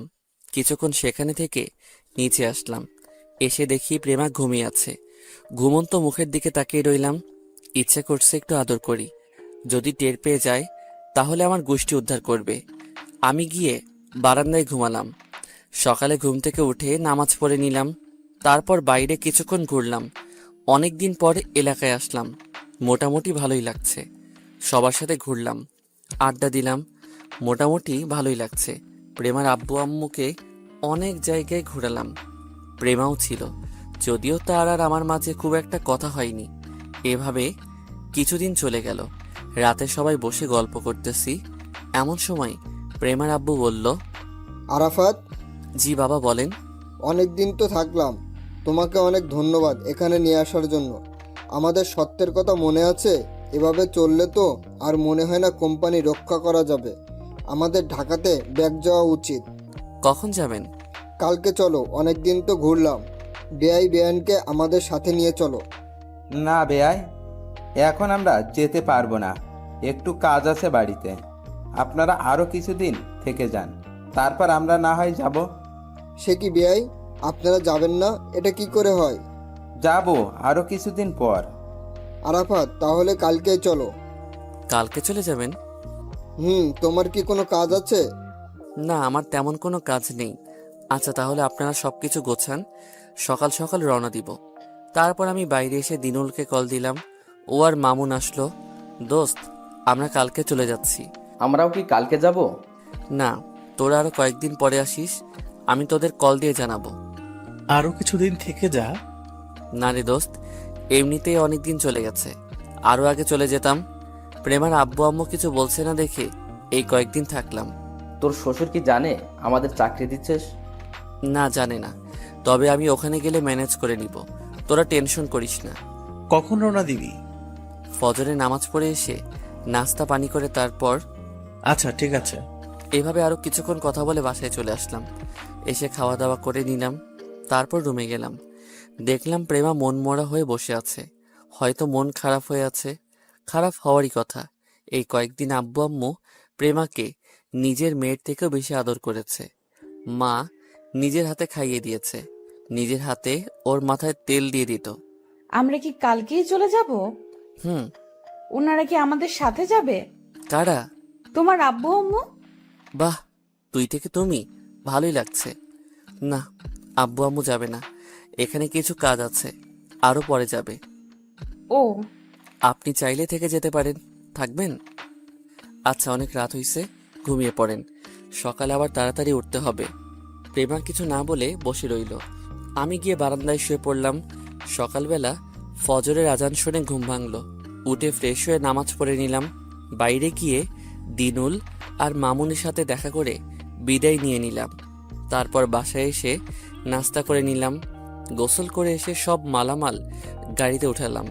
তারপর ওনারা সবাই আসলো। মা প্রেমার গলায় একটা অলংকার পরিয়ে দিল, আবার হাতে অনেকগুলো টাকা। আব্বু আম্মু ওনাদেরকে বিদায় দিলেন। প্রেমা আম্মুকে সালাম করতে যাবে, এমন সময় মা ওর হাত ধরে বুকে জড়িয়ে নেয়। আমাকে বলে, আরাফাত শোন, বলো। আমার মেয়েকে দেখে রাখবি। যদি শুনি তুই ওর সাথে কোনো খারাপ কিছু করেছিস, তাহলে দেখবি আমি তোর কি করি। প্রেমাও আম্মুকে জড়িয়ে ধরে আছে। তারপর আমি আম্মুকে সালাম করলাম, বাবার সাথে কোলাকুলি করে গাড়ি স্টার্ট দিলাম। এরপর ঢাকার উদ্দেশ্যে রওনা দিলাম। গাড়িতে আমি, বাবা আর আম্মা অনেক কথা বললাম, কিন্তু প্রেমা একেবারেই চুপ। কুমিল্লা মিয়ামি রেস্টুরেন্টের সামনে গিয়ে দাঁড়ালাম, কিছু খাবো। সবাই নামলো, তারপর ভিতরে গেলাম, খাবার অর্ডার দিয়ে বসলাম। প্রেমার দিকে তাকিয়ে জিজ্ঞেস করলাম, কি হয়েছে আপনার? কিছু না। ওনাদের জন্য মন খারাপ? আচ্ছা, আর কিছুদিন যাক, ওনাদেরকেও ঢাকা নিয়ে আসবো সারা জীবনের জন্য। সত্যি? এখন খেয়ে নে। তারপর সবাই নাস্তা করে আবার গাড়িতে উঠলাম। ঢাকা আসতে আসতে প্রায় দুপুর হয়ে গেল। বাসায় যাওয়ার সময় বাইরে থেকে খাবার নিয়ে গেলাম, কারণ এখন রান্না করা সম্ভব না। বাসায় গিয়ে ফ্রেশ হয়ে খেয়ে আমি নিচে এসে সেই আগের ড্রাইভারের রুমে এসে ঘুমালাম। রাতের বেলায় এশারে নামাজ পড়ে এসে দাদুর কবর জিয়ারত করে আসলাম। তারপর বাসায় আসলাম, খাওয়া দাওয়া করে প্রেমার রুমে গেলাম, কারণ নিচে গেলে বাবা মাইন্ড করে। অনেকবার আমাকে নিজের রুমে থাকতে নিষেধ করছে। তাই প্রেমার রুমে গেলাম, গিয়ে দেখি সে আম্মুর সাথে তোলা সেলফিগুলো দেখতেছে। আমাকে দেখে মোবাইলটা রেখে দিল। আমি একটা বালিশ নিয়ে সোফার দিকে যাব, এমন সময় প্রেমা বলল, একটা কথা বলবো? বলেন। তুমি চাইলে খাটে ঘুমাতে পারো, আমার সমস্যা হবে না। ধন্যবাদ, কিন্তু আমি ঘুমাবো না। কেন? ড্রাইভার কখনো মালিকের মেয়ের সাথে ঘুমাতে পারে না। তুমি তোমার হাজবেন্ড। কে বলল? সবাই তো জানে। সবাই জানে, কিন্তু এটা জানে না যে বিয়ের পর থেকে আমি নিচে ঘুমাই আর আপনি খাটে। সবাই এটা জানে যে আপনি আমাকে আগের মতো সেই তুই করেই ডাকেন, যেখানে সেখানে অপমানিত করেন। আমার খাটে থাকার দরকার নেই, আপনার খাট আপনি ঘুমান। প্রেমা কিছু বলতে চেয়েছিল, বাট তার আগে আমি রুমের লাইটটা অফ করে শুয়ে পড়ি। পরের দিন সকালে বাবা আর আমি একসাথে অফিসে যাই। আমি গিয়ে আমার ডেস্কে বসি আর বাবা ওনার রুমে যায়। আমি অন্যান্য কর্মচারীদের কাছ থেকে সবকিছু বুঝে নিই, তারপর নতুন করে আবার সবকিছু শুরু করি। বাবার রুমে গেলাম। বাবা, আসবো? আরে আসো আসো, কিছু বলবে? বাবা, একটা কথা বলার ছিল। বলো। বাবা, ফেনীতে আমার 2টা বন্ধুকে বলেছি এখানে কাজ করার জন্য। ওরা সহ একসাথে কাজ করলে আমরা অনেক দূর এগিয়ে যেতে পারবো, না হলে লোন শোধ করা কষ্ট হয়ে যাবে। তোমার যেটা ইচ্ছা হয় সেটাই করো, যেভাবে ভালো বোঝো। বাবা, আরেকটা কথা। কি? বাবা, আমি ওদের সাথে বাইরে থাকবো। বাইরে থাকবে মানে? বাবা, আমি চিন্তা করেছি অফিসের উপরের তলায় আমাদের থাকার ব্যবস্থা করব। আমি আর বাসায় যাব না, এখান থেকেই কাজ করব। সে কি, বাসায় যাবে না কেন? বাসা থেকে করলেই তো পারো। বাবা, মাত্র 6টা মাস, আমাদের মাথা থেকে সব চাপ চলে যাক, তারপর না হয় বাসায় গিয়ে থাকবো। এই 6 মাস আমার মাথায় বাসার চিন্তা না থাকাই বেটার হবে। প্রেমা কি বলবে? আপনি বলে দিয়েন, না হয় আমি আজকে বলে দিব। প্রয়োজনে আমি ওকে কলেজে দিয়ে আসবো, আবার ছুটির পর নিয়ে আসবো। আচ্ছা বাবা, তোমার যেভাবে মন চাই করো। ধন্যবাদ। তারপর আমি আমার ডেস্কে চলে গেলাম, গিয়ে দিনুল আর মামুনকে কল দিয়ে আগামীকাল আসার জন্য বললাম। ওরাও আসবে বলে জানিয়ে দিয়েছে। অফিস শেষে গাড়ি চালিয়ে বাবাকে নিয়ে বাসায় গেলাম। রাতের বেলা সোফায় বসে টিভি দেখতেছে, এমন সময় আমি বাবাকে ইশারা দিয়ে বিষয়টা বলতে বললাম। বাবা পুরো বিষয়টা আমাকে আর প্রেমাকে বুঝিয়ে বলেছেন, ওনারা কিছুই বলেনি। রাতে ঘুমাতে গেলাম। প্রেমা বলল, বাসায় থেকে অফিস করা যায় না? গেলেও করব না, মাথার উপর অনেক চাপ, পরেরটা পরে দেখা যাবে। আমার কলেজ? কলেজ প্রতিদিন করার দরকার নেই, সপ্তাহে 2-3 দিন করবেন, আর আমাকে কল দিয়েন, আমি দিয়ে আসবো। প্রেমা আর কিছু না বলে ঘুমিয়ে গেল, আমিও ঘুমিয়ে গেলাম। পরের দিন বাবাকে অফিসে নামিয়ে দিয়ে আমি বাস স্টেশনে গেলাম দিনুল আর মামুনকে নিয়ে আসতে। অনেকক্ষণ ওয়েট করার পর ওরা আসলো। ওদের সাথে কোলাকুলি করে গাড়িতে বসিয়ে ওদেরকে সরাসরি অফিসে নিয়ে গেলাম। তারপর অফিসের উপরের তলায় ওদের থাকার ব্যবস্থা করলাম। যেহেতু প্রথম দিন, তাই আর ওদের কোনো কাজে না দিয়ে পুরো অফিস ঘুরে দেখলাম আর ওদের কাজ বুঝিয়ে দিলাম। সেদিন ওদেরকে সাথে নিয়ে বাসায় গেলাম, মানে প্রেমাদের বাসায়। ওরা তো বাসা দেখে হা করে তাকিয়ে আছে। গিয়ে আম্মু আর প্রেমার সাথে দ্বিতীয়বারের মতো পরিচয় করিয়ে দিলাম। তারপর একসাথে দুপুরে খাবার খেয়ে ওদেরকে নিয়ে বাজারে গেলাম, কিছু জিনিস কিনলাম। এরপর ওদেরকে নিয়ে আবার অফিসে গেলাম। আমি ওদের সবকিছু ঠিকঠাক ভাবে করতে বলে বাবাকে আবার বাসায় নিয়ে আসলাম। এরপর আমি আবার ওদের কাছে চলে গেলাম। রাতের বেলা আমি নিজেই রান্না করলাম, খেতে বসলাম 3 জন একসাথে। আরাফাত, তোর ভাগ্য অনেক ভালো। কেন? এই যে এত বড় অফিসের চাকরি, বড় লোকের মেয়ের সাথে বিয়ে, আবার তুই যেভাবে বলছিস ওনারাও তোর কথা শুনতেছে। ভাবিও অনেক ভালো মনের দেখলাম। তোরা আসল মানুষটাকে দেখিসনি? উনি না থাকলে হয়তো কিছুই হতো না। কে? দাদু। দাদুর জন্যই এসব কিছু হয়েছে। আচ্ছা, আরেকটা কথা বলতো, কি? তুই ওই বাসা ছেড়ে আমাদের সাথে কেন থাকবি? সেটা এখন বললেও বুঝবি না। আর কিছুদিন যাক, তারপর বুঝে যাবি। এভাবে আরো কিছুক্ষণ কথা বলে সবাই ঘুমিয়ে গেলাম। সকালে প্রেমা কল দিল, সে নাকি কলেজে যাবে। আমি রেডি হয়ে ওদের বাসায় গেলাম। ওরে গাড়িতে উঠিয়ে আবার কলেজে দিয়ে আসলাম। কলেজে নামিয়ে দিয়ে আমি আবার অফিসে চলে আসলাম। যাওয়ার সময় বাসে চলে যেতে বলেছি, কারণ গাড়ি বাবার কাছেই থাকবে। ওনাকে আজকে বাইরে যেতেই হবে, কয়েকজন ব্যবসায়ীর সাথে কথা বলবে। এইভাবে দিন যেতে থাকলো। আমি দিনুল আর মামুন গাধার মতো খাটতে লাগলাম। অন্যান্য কর্মচারীদের বেতন বাড়িয়ে দিব বলে ওনাদেরকে দিয়েও ডাবল কাজ করাতে শুরু করলাম। একদিন দুপুরবেলা আমি দিনুলের ডেস্কে গেছি। ওর কম্পিউটারে নাকি কি যেন সমস্যা হয়েছে। পাশে মামুনও ছিল। এমন সময় দেখলাম প্রেমা হাতে একটা টিফিন বক্স নিয়ে অফিসে আসলো। বাবাও তো অফিসে নাই, টিফিন কার জন্য? আমার জন্য নাকি? দূর, আমার জন্য কেন আনবে? আর হঠাৎ করে অফিসে আসলো কেন? আস্তে আস্তে সে একেবারে আমাদের সামনে চলে আসলো। ওর আঁচল দিয়ে আমার মুখটা মুছে দিল। আমি তো পুরো অবাক। তারপর বলল, সারাদিন শুধু কাজ করলে হবে, ঠিকমতো খেতে হবে না? আমি বড় ধরনের একটা টাসকি খেলাম। কাহিনী কি? দিনুল মামুনের দিকে তাকিয়ে দেখি ওরাও হা করে আছে। তারপর প্রেমা আমার হাতটা ধরে আমার রুমে নিয়ে যায়। আমি পুরো সময়টা যেন স্বপ্নের মধ্যে ছিলাম। রুমে গিয়ে আমি তখনও অবাক হয়ে তাকিয়ে রইলাম। কি দেখো? আমাকে একটা চিমটি দেন তো। কেন? আমার কেমন যেন মনে হচ্ছে আমি স্বপ্নের মধ্যে আছি, তাই। প্রেমা আমার হাতে একটা চিমটি দিল। উপ! কি হলো? এত জোরে কেউ চিমটি দেয়? তুমিই তো বলছো। তাই বলে এত জোরে দিবেন নাকি? বেশ করেছি। একটা কথা বলার ছিল। কি? হঠাৎ করে এত ভালোবাসা কেন? এত আদরের মানেটা কি? কেন? আমি কি একটু যত্নও নিতে পারি না? সেটা না, যে আপনি আমার নামই শুনতে পারতেন না, আর সে আপনি আজকে আমার জন্য খাবার নিয়ে আসছেন, বিষয়টা অবাক করার মতো। মানুষ সব সময় একরকম থাকে না। আর আগের সবকিছুর জন্য সরি। আচ্ছা, এখন ওসব কথা থাক, তুমি ফ্রেশ হয়ে আসো, আমি খাবার দিচ্ছি। তারপর আমি ওয়াশরুমে গেলাম, ফ্রেশ হয়ে আসলাম। প্রেমার নিজের হাতে ভাত বেড়ে দিল আর বলতে থাকলো, জানো, আমি তোমার জন্য নিজের হাতে রান্না করে নিয়ে আসছি। ও তাই নাকি? আচ্ছা, তাহলে তাড়াতাড়ি দেন। প্রেমা আমাকে ভাত দিলে প্রথম নলা মুখে দিতেই আমার 12টা বেজে গেল। যেমন ঝাল তেমন কড়া, মুখে দেওয়াটাই অনেক কষ্টের। আমি তারপরও হাসি মুখে খাচ্ছি। কেমন হয়েছে? অসাধারণ। আমার কেমন যেন মনে হচ্ছে রান্না ভালো হয়নি। খুব ভালো হয়েছে। দেখি, আমি একটু খেয়ে দেখি। হুম, আমার জন্য এনেছেন, আমি খাবো। না, আমিও একটু খেয়ে দেখি। প্রেমা এক প্রকার জোর করে খেয়ে নিল। খেয়েই চোখ মুখ লাল করে কাশতে থাকলো।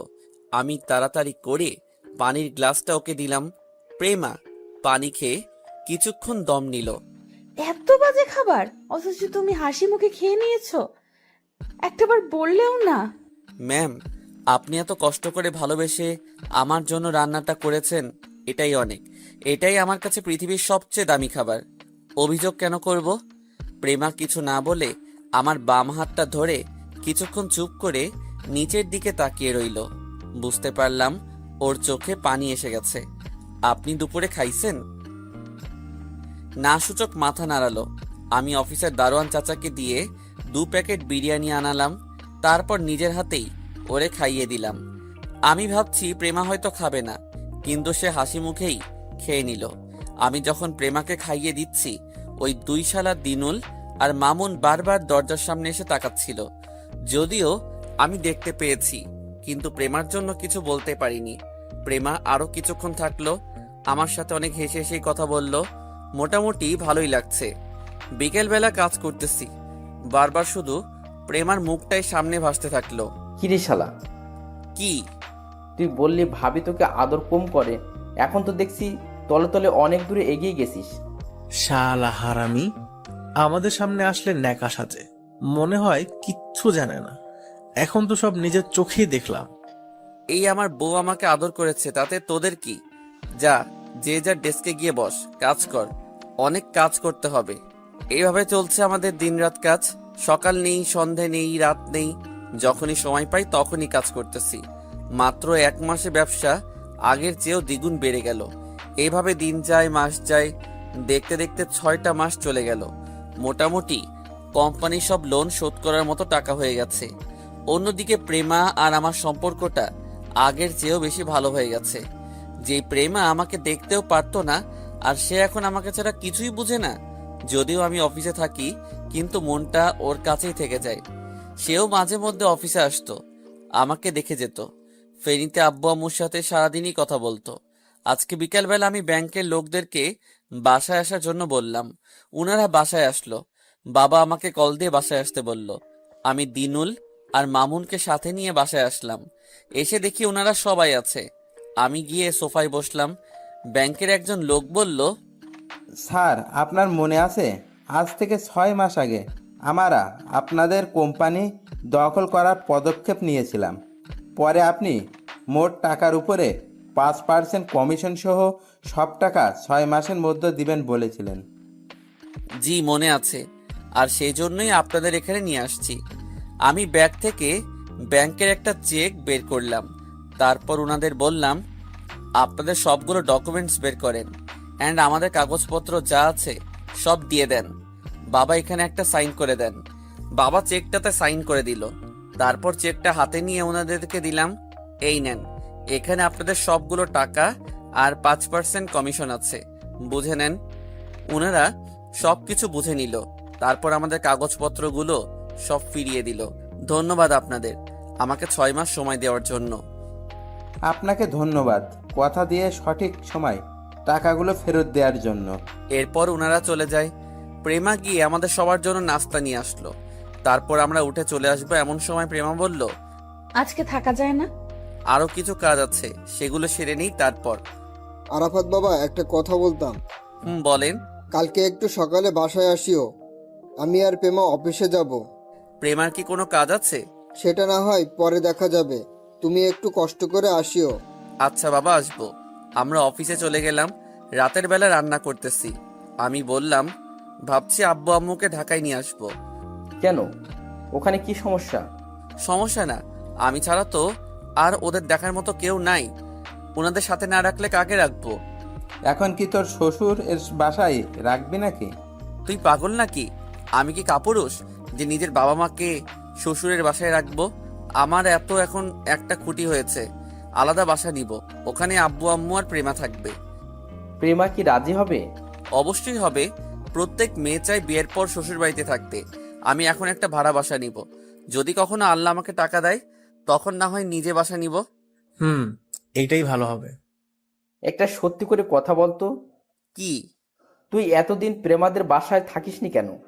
শোন তাহলে, প্রথমত কোম্পানি রক্ষা করার জন্য এখানে চলে আসছি, যাতে করে দিনরাত কাজ করতে পারি। দ্বিতীয়ত, আমি আগে ওনাদের ড্রাইভার ছিলাম, তাই ওখানে ছিলাম। এখন আমি ওনাদের জামাই, আর আমার নিজস্ব একটা পার্সোনালিটি আছে। ঘর জামাই থেকে কাজ করা আমার দ্বারা হবে না।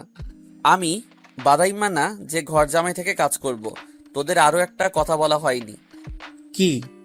দাদু মারা যাওয়ার সময় সবকিছু আমার নামে লিখে দিয়ে গেছে, এমনকি বাড়িও। তাহলে তো বাড়ির মালিক তুই। তাহলে ওখানে থাকতে সমস্যা কোথায়? দেখ, আমি জানি বাসার মালিক আমি, কিন্তু ওই বাসা প্রকৃতপক্ষে আমার না।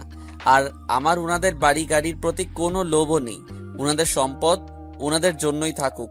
ওরা কি জানে দাদু সব তোকে লিখে দিয়ে গেছে? না, আর জানাবো না। জানালে অনেক কষ্ট পাবে, হয়তো দাদুকে বদদোয়া দিবে। আমি চাই না আমার জন্য দাদুর উপর কোনো বদদোয়া যাক। যদি কখনো জেনে যায়? তোরা ছাড়া আর কেউই জানে না। আশা করি তোরা কখনো বলবি না। জানার আর কোনো চান্স নেই। ওকে এসব কথা বাদ দে, খেতে চল। তারপর খাওয়া দাওয়া করে ঘুমিয়ে গেলাম। পরের দিন উঠে প্রেমাদের বাসায় গেলাম। গিয়ে দেখি বাবা রেডি হয়ে বসে আছে। আমি যাওয়ার পর, বাবা, প্রেমা এখনো উঠে নাই? উঠেছে, ও রেডি হতে গেছে, আসো আমরা নাস্তা করে নিই। প্রেমাও আসুক। ও খেয়েছে। তারপর খেয়ে দিয়ে আমি বাইরে গাড়ির কাছে গেলাম। ওখানে ভাবতেছি এই গাড়িটাই আমার ভাগ্যের চাকা ঘুরিয়ে দিয়েছে।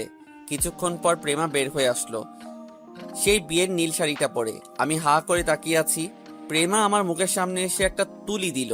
তারপর আমি বাস্তবে ফিরে আসলাম। এভাবে তাকিয়ে থাকলে মুখে মশা মাছি ঢুকে যাবে, টেরও পাবে না। ছোটখাটো একটা লজ্জা পেলাম। তারপর বাবা আসলো, উনি পিছনে গিয়ে বসলেন আর প্রেমা আমার সাথে। তারপর অফিসে গেলাম। বাবা সবাইকে ডেকে হলরুমে নিয়ে গেলেন। কি হতে যাচ্ছে কিছুই বুঝতেছি না। সবাই একসাথে বসলো, আমি আর প্রেমা বাবার পাশে দাঁড়িয়ে রইলাম। আপনারা জানেন আমাদের কোম্পানি কিছুদিন ধরে একটা ক্রাইসিসের মধ্যে ছিল। আল্লাহর অশেষ রহমতে আমরা সেই ক্রাইসিস থেকে উঠতে পেরেছি। আর এর পিছনে একজনের হাত রয়েছে, সে হচ্ছে আমার একমাত্র মেয়ের জামাই, এই কোম্পানির সুক্রিয়া লিডার। আমারও মোটামুটি বয়স হয়েছে। সারা জীবন বাবা এই কোম্পানির দেখাশুনো করেছে। এই অল্প কিছুদিন আমি দেখতেছি। আমি মনে করি আমার থেকে আরাফাত ভালো দেখাশুনো করতে পারবে। যদি আরাফাত কোম্পানির দায়িত্বটা নেয়, তাহলে আমি অন্তত শেষ বয়সে একটু রেস্ট নিতে পারবো। আজ থেকে এই কোম্পানির প্রধান আমি আরাফাতকে ঘোষণা করলাম। আরাফাত, তোমার কিছু বলার থাকলে বলতে পারো। আমি শুধু একটা কথাই বলবো, আজকে আমাদের সফলতার পিছনে আমি ছাড়াও অনেকের হাত রয়েছে।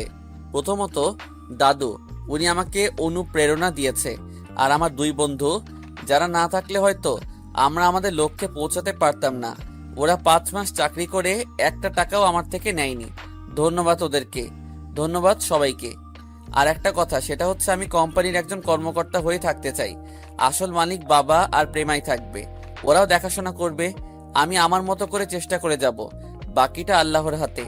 আপনারাও নিজের মতো করে কাজ করবেন। ধন্যবাদ সবাইকে। সবার সাথে হাত মিলিয়ে করে আমি আমার রুমে গেলাম। একটু পর প্রেমা আসলো। আসতে পারি স্যার? জি ম্যাম, আসুন। আপনার অফিস, আপনি না আসলে কে আসবে? তারপরও আমাদের বস, আপনি অনুমতি তো নেওয়া লাগে। কিছু বলবেন? এবার বাসায় চলো, সব তো হইছে। কিছুই হয়নি, এখনো অনেক কাজ। আবার কি? আপনাকে বউ সাজিয়ে নিজের বাসায় নিয়ে যেতে হবে। আর কত বাবার বাসায় থাকবেন? কি আমি ফেনীতে চলে যাব নাকি? আমি কি একবারও বলছি সে কথা? আব্বু আম্মুকে ঢাকাতে নিয়ে আসবো। ও, তাহলে ভালোই। সবগুলো আব্বু আম্মু একসাথে থাকবে, আমরা সবাই একসাথে থাকতে পারবো। জি না, ওনারা আলাদা বাসায় থাকবে। আপনি আপনার হাজবেন্ডের সাথে থাকবেন আর মাঝে মধ্যে বাবার বাসায় বেড়াতে যাবেন। ও তাই? হুম। এত কষ্ট করার জন্য আপনাকে তো একটা উপহার দিতে হয়। কি উপহার? তেমন কিছু তো নিয়ে আসেনি, তবে এমন একটা জিনিস দেব যেটা এর আগে কেউ আপনাকে দেয়নি, এন্ড আমিও কাউকে দেইনি। ও তাই নাকি? তো দেন দেখি আপনার সেই মহামূল্যবান উপহার। প্রেমা এদিক ওদিক তাকিয়ে আমার দিকে আসতে লাগলো। কি ব্যাপার, আপনি এত কাছে আসছেন কেন? উপহার নেবেন না? তাই বলে এত সামনে? এটা কিন্তু অফিস, কেউ দেখলে প্রবলেম হবে। প্রেমা অনবরত আসতে লাগলো আর আমি পিছে যেতে লাগলাম। May I coming sir? Prema লজ্জা পেয়ে আমাকে ছেড়ে দেয়। যাক বাবা, বাঁচা গেল। প্রেমা হাসতে হাসতে রুমের বাইরে চলে যায়। কি রে শালা, সবসময় রোমান্টিক মুডে থাকুস কেন? কই দেখলি সব সময়? যার একটা চান্স ছিল, তুই এসে সব বরবাদ করে দিলি। বল কি হয়েছে? স্যার বলতেছে আজকে সবাই ছুটি দেওয়ার জন্য। এমনিতেই দিয়ে দেওয়ার চিন্তা মাথায় ছিল। বিকেলে এক জায়গায় যাব। কোথাও যাবি? সেটা পরে দেখবি। মামুন কই? স্যারের সাথে আছে। আচ্ছা চল। তারপর আমি আর দিনুল বাইরে গেলাম। বাবা দাঁড়িয়ে আছে, আমি ওনাকে গাড়িতে তুলে দিলাম। প্রেমা লজ্জায় লাল হয়ে আছে, আমার দিকে একবারও তাকাইনি। অফিস ছুটি দিয়ে উপরে চলে আসলাম। ফ্রেশ হয়ে খেয়ে দিয়ে বিকালে 3 জন বের হয়ে গেলাম বাসা খুঁজতে। অনেক খোঁজাখুঁজির পরও ভালো কোনো বাসা পাচ্ছিলাম না। অবশেষে একটা পেলাম, ভাড়া বেশি, তারপরও নিয়ে নিলাম। কারণ বাসা প্রেমাদের বাসার প্রায় কাছেই। এখানে বাসা নিলে প্রেমা ইচ্ছা মতো ওর বাসায় যাওয়া আসা করতে পারবে। আর আব্বু আম্মুও যাবে, ওনারাও আসবে যাবে। মোটামুটি ভালোই হবে। আর ওনাদের যেহেতু ছেলে নেই, আমি ওনাদের দেখাশোনা করতে পারবো। 2 মাসের অগ্রিম ভাড়া দিয়ে সবকিছু ঠিকঠাক করে বাসায় চলে আসলাম। রাতের বেলা প্রেমাদের বাসায় গেলাম। হুট করেই চলে গেলাম, কোনো কল না দিয়েই। কলিং বেল দেওয়ার কিছুক্ষণ পর আম্মা এসে দরজা খুলে দিল। আমি সালাম দিয়ে ভিতরে গেলাম। দেখলাম বাবা বসে বসে টিভি দেখতেছে। আমি গিয়ে সালাম দিয়ে ওনার পাশেই বসলাম। কি ব্যাপার আরাফাত, হঠাৎ করে চলে আসলে? কোনো প্রবলেম? আপনার সাথে কিছু কথা ছিল। বলো। আমি কালকে একটু ফেনীতে যাব। কেন, কোনো সমস্যা নাকি? না, সমস্যা না। বাসা নেওয়া থেকে সব ঘটনা খুলে বললাম। সে কি, ওনারা থাকতে চাইলে সারা জীবন এই বাসায় থাকবে, ভাড়া বাসার কি দরকার? আসলে আমি নিজে চাচ্ছি না ওনারা এখানে থাকুক, আলাদা বাসা নিলে ভালো হবে। আপনারাও যাবেন, ওনারাও আসবে, আন্তরিকতা আরো বাড়বে। আচ্ছা, তোমার যেটা ভালো মনে হয় খেয়ে এসো। না, এখনো খাইনি। চলো একসাথে খাবো। তারপর আমি, বাবা, আম্মা আর প্রেমা একসাথে খেয়ে নিলাম। প্রেমা বারবার আমার দিকে তাকাচ্ছে আর হাসছে। চুপচাপ খেয়ে নিলাম। প্রেমা আমার আগেই খেয়ে রুমে চলে গেল। আমিও কিছুক্ষণ পর রুমে গেলাম। দেখলাম সে আয়নার সামনে বসে সাজছে। বাহ, কাহিনী কি? এত রাতে সাজছে আমার জন্য নাকি? ভাবতেই তো একটা অন্যরকম ভালো লাগা কাজ করছে। আমি গিয়ে একটা কাশি দিলাম। সে আমার দিকে ফিরে তাকালো। কি ব্যাপার, হঠাৎ এত সাজুগুজু কার জন্য? আছে একজনের জন্য। আমাকে বলা যায় না? বলার কি দরকার, বুঝে নিলেই তো হয়। আচ্ছা ঠিক আছে, আপনি সাজেন, আমি চলে যাচ্ছি। কোথায় যাচ্ছ? কোথায় আবার, বাসায়, দিনুন মামুনের কাছে। আজকে রাতটা থেকে গেলে হয় না? থেকে গেলে লাভ কি হবে শুনি? সকালে না পাওয়া জিনিসটা এখন দিব। তাই নাকি? হুম। বাট আমি তো নিব না। কেন? আমাদের বিয়েটা আবার হবে, বাসর হবে, তারপর না হয় যা দেওয়ার দিবেন। বুঝলাম না, বিয়ে আবার হবে মানে? বিয়ে তো হয়ে গেছে। সেটা সবাই জানে, বাট আমাদের দুজনের সম্পর্ক তো হাজবেন্ড ওয়াইফের মতো ছিল না। আর বাসর ঘর নিয়ে সবার একটা ড্রিম থাকে, আমারও ছিল, একটাও পূরণ হয়নি। তার মানে আমরা আবার বিয়ে করব, বাসর হবে, এই তো?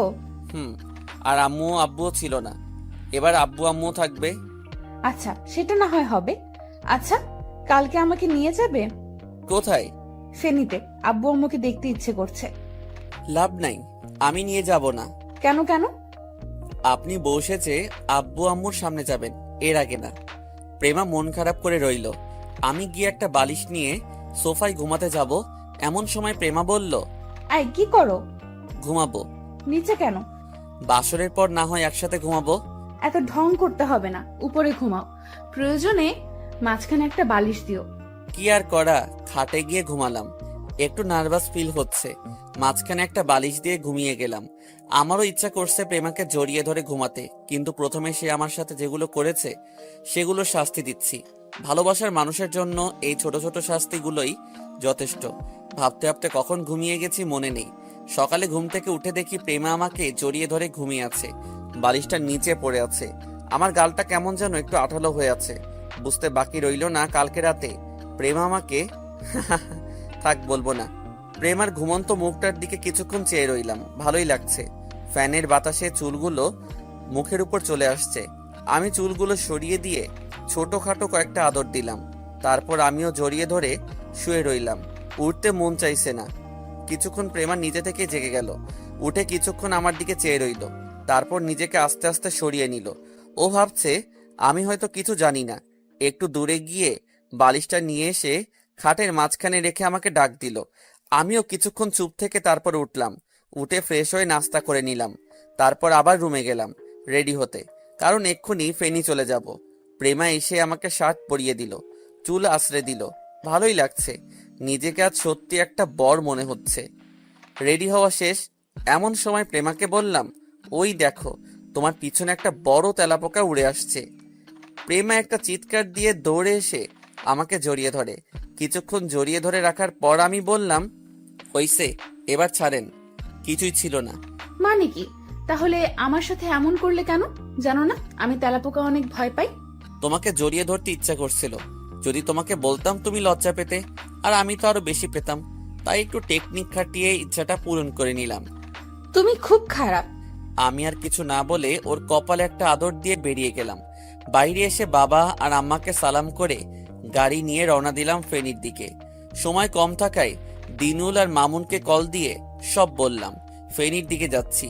রাস্তায় পুরোটা পথ প্রেমা বারবার কল দিয়ে কথা বলছিল, কত দূর গিয়েছি, কি খেয়েছি, এগুলাই।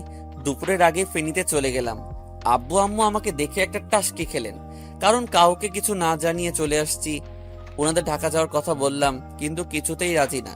অনেক কষ্ট করে বোঝালাম, কিন্তু শুনতেই রাজি নয়। পরে প্রেমাকে দিয়ে ওনাদের কল করে কান্নাকাটি করতে বললাম। যাক, কাজ হয়ে গেছে। আব্বু আম্মু রাজি হয়েছে। সেদিন আর ঢাকা ব্যাক করা হয়নি। রাতে বাড়িতেই থেকে গেলাম। পরের দিন একটা ট্রাক ভাড়া করে প্রয়োজনীয় কিছু জিনিস ট্রাকে তুলে নিলাম। তারপর আব্বু আম্মুকে গাড়িতে বসিয়ে ঢাকার দিকে রওনা দিলাম।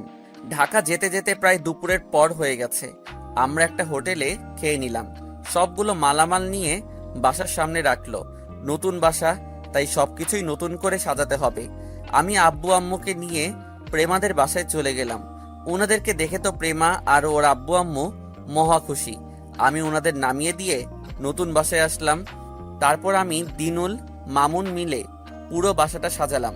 প্রেমাকে কল করে বললাম আমাদের আবার বিয়ের কথা ওর বাবাকে বলতে, আর ওনাদের দিয়ে আমার আব্বু আম্মুকে রাজি করাতে। সে প্রথমে রাজি ছিল না, পরে রাজি হলো। রাতের বেলা আমি প্রেমাদের বাসায় গেলাম। দেখলাম আব্বু আম্মু আর ওনারা সবাই বসে বসে গল্প করছে। আমি যাওয়ার কিছুক্ষণ পর প্রেমার বাবা আব্বুকে বলল, বেআই সাহেব, একটা কথা বলতাম। জি বেয়াই, বলেন। বলছিলাম কি, ওদের বিয়ের সময় তো আপনারা ছিলেন না, আর ওদের বিয়েটা একটা অ্যাক্সিডেন্টের মতো হয়েছিল। সবাই তখন অনেক টেনশনে ছিল, বিয়েকে বিয়ের মতো মনে হয়নি। তাই বলছিলাম কি, যদি ওদের বিয়েটা আবার দেওয়া হয় কেমন হয়? আবার বিয়ে? কালেমা তো পড়া আছে, শুধু অনুষ্ঠানটা আবার হবে আর কি। আমার মেয়ের অনেক ইচ্ছা, তাই বলছিলাম। তুই কি বলিস? আপনারা যেটা ভালো মনে করেন। এদিকে তো আমার ভিতরে লাড্ডু ফুটতেছে। যাই হোক, সবাই রাজি হয়ে গেল। আগামী শুক্রবারে অনুষ্ঠানের দিন তারিখ ঠিক করা হলো। আমিও অনেক এক্সাইটেড ছিলাম, সাথে প্রেমা। আমি প্রেমাদের বাসা থেকে চলে আসলাম। এসে সানি আর আইমানকে পুরো বিষয়টা বললাম। ওরাও অনেক খুশি। খাওয়া দাওয়া করে তাড়াতাড়ি ঘুমিয়ে গেলাম, কারণ কালকে সবাই শপিং করতে যাবে। অবশেষে ইচ্ছেটা পূরণ হতে যাচ্ছে। সকালে ঘুম ভাঙলো প্রেমার রাগী চেহারাটা দেখে। প্রেমা সালোয়ার কামিজের ওড়নাটা কোমরে পেঁচিয়ে আমার দিকে রাগীভাবে তাকিয়ে আছে। দিনুল আর মামুনের আগেই গায়েব হয়ে গেছে। প্রেমা দরজাটা লাগিয়ে দিয়ে আমার দিকে আগাতে লাগলো। তারপর আমার সামনে এসেই আমার কলারটা ধরে, ওই কুত্তা, গতকাল তুই আমাকে না বলে চলে আসলে কেন? জানিস আমি কতবার তোকে কল দিয়েছিলাম? সরি ম্যাম, আমার খেয়াল ছিল না। খেয়াল করবে কি করে? আমি তখন পুরনো হয়ে গেছি। সরি, আর হবে না। চলেন এখন। কোথায়? কেন, আপনি জানেন না আজকে আমরা শপিং করতে যাব? কই, আব্বু আম্মু তো আমাকে কিছু বলেনি। বলবে কিভাবে? আপনি তো কাউকে না বলে এখানে চলে এসেছেন। কখন যাব? এই তো এক্ষুনি। আপনি কি আর বাসায় যাবেন? আমি ঘুম থেকে উঠেই এখানে চলে আসছি। গিয়ে ফ্রেশ হয়ে রেডি হব, তারপর বের হব। আচ্ছা ঠিক আছে, তাহলে আগে বাসায় চলেন। ওকে, চলো। তারপর বের হয়ে প্রেমাদের বাসায় গেলাম। ওখানে গিয়ে কিছুক্ষণ বাবার সাথে কথা বললাম। তারপর প্রেমা রেডি হলো। তারপর বের হলাম। আসার সময় আমার আব্বু আম্মুকেও বাসা থেকে নিয়ে নিলাম। তারপর সবাই মিলে শপিং মলের দিকে রওনা দিলাম। দিনুল আর মামুনকে কল দিয়ে আসতে বললাম। ওরা আগে থেকে চলে আসছে। কিছুক্ষণ পর আমরাও পৌঁছে গেলাম। আমি গাড়ি পার্কিং করে রেখে ওনাদের সাথে ভিতরে গেলাম। প্রথমেই প্রেমার জন্য কেনাকাটা শুরু। সে আগের মতো এটা পছন্দ হচ্ছে না, ওটা পছন্দ হচ্ছে না। অনেক কষ্টে কয়েকটা দোকান ঘোরার পর প্রেমার জন্য শাড়ি কেনা হলো। এরপর 2 বেয়াই আর 2 বেআইনের জন্য জামা কাপড় কেনা হলো। সবার শেষে আমার জন্য প্রেমার শাড়ির সাথে ম্যাচিং করে শেরওয়ানি নিলাম। দিনুল মামুনের জন্য আমার সাথে কালার ম্যাচ করা পাঞ্জাবি নিলাম। তারপর সবাই মিলে বাইরে এসে খাওয়া দাওয়া করে নিলাম। তারপর বাসায় চলে গেলাম। পরের দিন সকালবেলা বের হয়ে কিছু কার্ড বানিয়ে নিলাম। ওগুলো দিনুল আর মামুন সবাইকে দিয়ে আসলো। বিকেলবেলা থেকে ডেকোরেশনের মালামাল আসতে শুরু করলো। আব্বু অনেক এক্সাইটেড। নিজের ছেলের বিয়ে বলে কথা, সবকিছু তদারকি করছে। 2টো বাড়ি খুব সুন্দর করে সাজানো হলো। তবে একটা প্যাঁচা লেগে গেছে। সেটা হচ্ছে বাবা মানে প্রেমার আব্বু চাইছে গায়ে হলুদের অনুষ্ঠানটা ওনাদের বাসাতেই হবে, মানে বর কনে একসাথে গায়ে হলুদ দিবে। আমার আব্বু আপত্তি জানালো। বর আর কনের তো একসাথে হলুদ হয় না। অবশেষে আব্বু রাজি হলো। প্রেমাদের বাসাতেই গায়ে হলুদের অনুষ্ঠানটা হবে। গায়ে হলুদের দিন সকাল থেকেই মেহমান আসতে শুরু করলো। সবাইকে আব্বু আম্মুর সাথে পরিচয় করিয়ে দিলাম। দিনুল মামুন অনেক ব্যস্ত, কারণ সবগুলো কাজ ওদের ঘাড়ের উপর দিয়ে দিয়েছি। গতবার যখন এইভাবে অনুষ্ঠান হয়েছিল সবকিছু আমার কাঁধেই ছিল। এবারও নাই যে তা না, তবে আগের মতো না আর কি। আজকের এই দিনে দাদু থাকলে আর কোনো কথাই ছিল না। হয়তো দাদুর থেকে বেশি খুশি আর কেউ হতো না। সন্ধ্যা থেকে দুই বাড়ি আলোয় আলোয় আলোকিত। আমি আব্বু আম্মু প্রেমাদের বাসায় চলে গেলাম, কারণ গায়ে হলুদ ওখানেই হবে। গিয়ে দেখলাম দিনুল আর মামুন প্রেমার বান্ধবীদের সাথে হাসাহাসি করতেছে। আমি ইশারায় ডাক দিলাম, কিরে সবসময় ডাকাডাকি কেন? দেখতেছিস না একটা ইম্পর্টেন্ট মিটিং এর মধ্যে আছে? দেখতেছি কেমন ইম্পর্টেন্ট, চল কাজ আছে।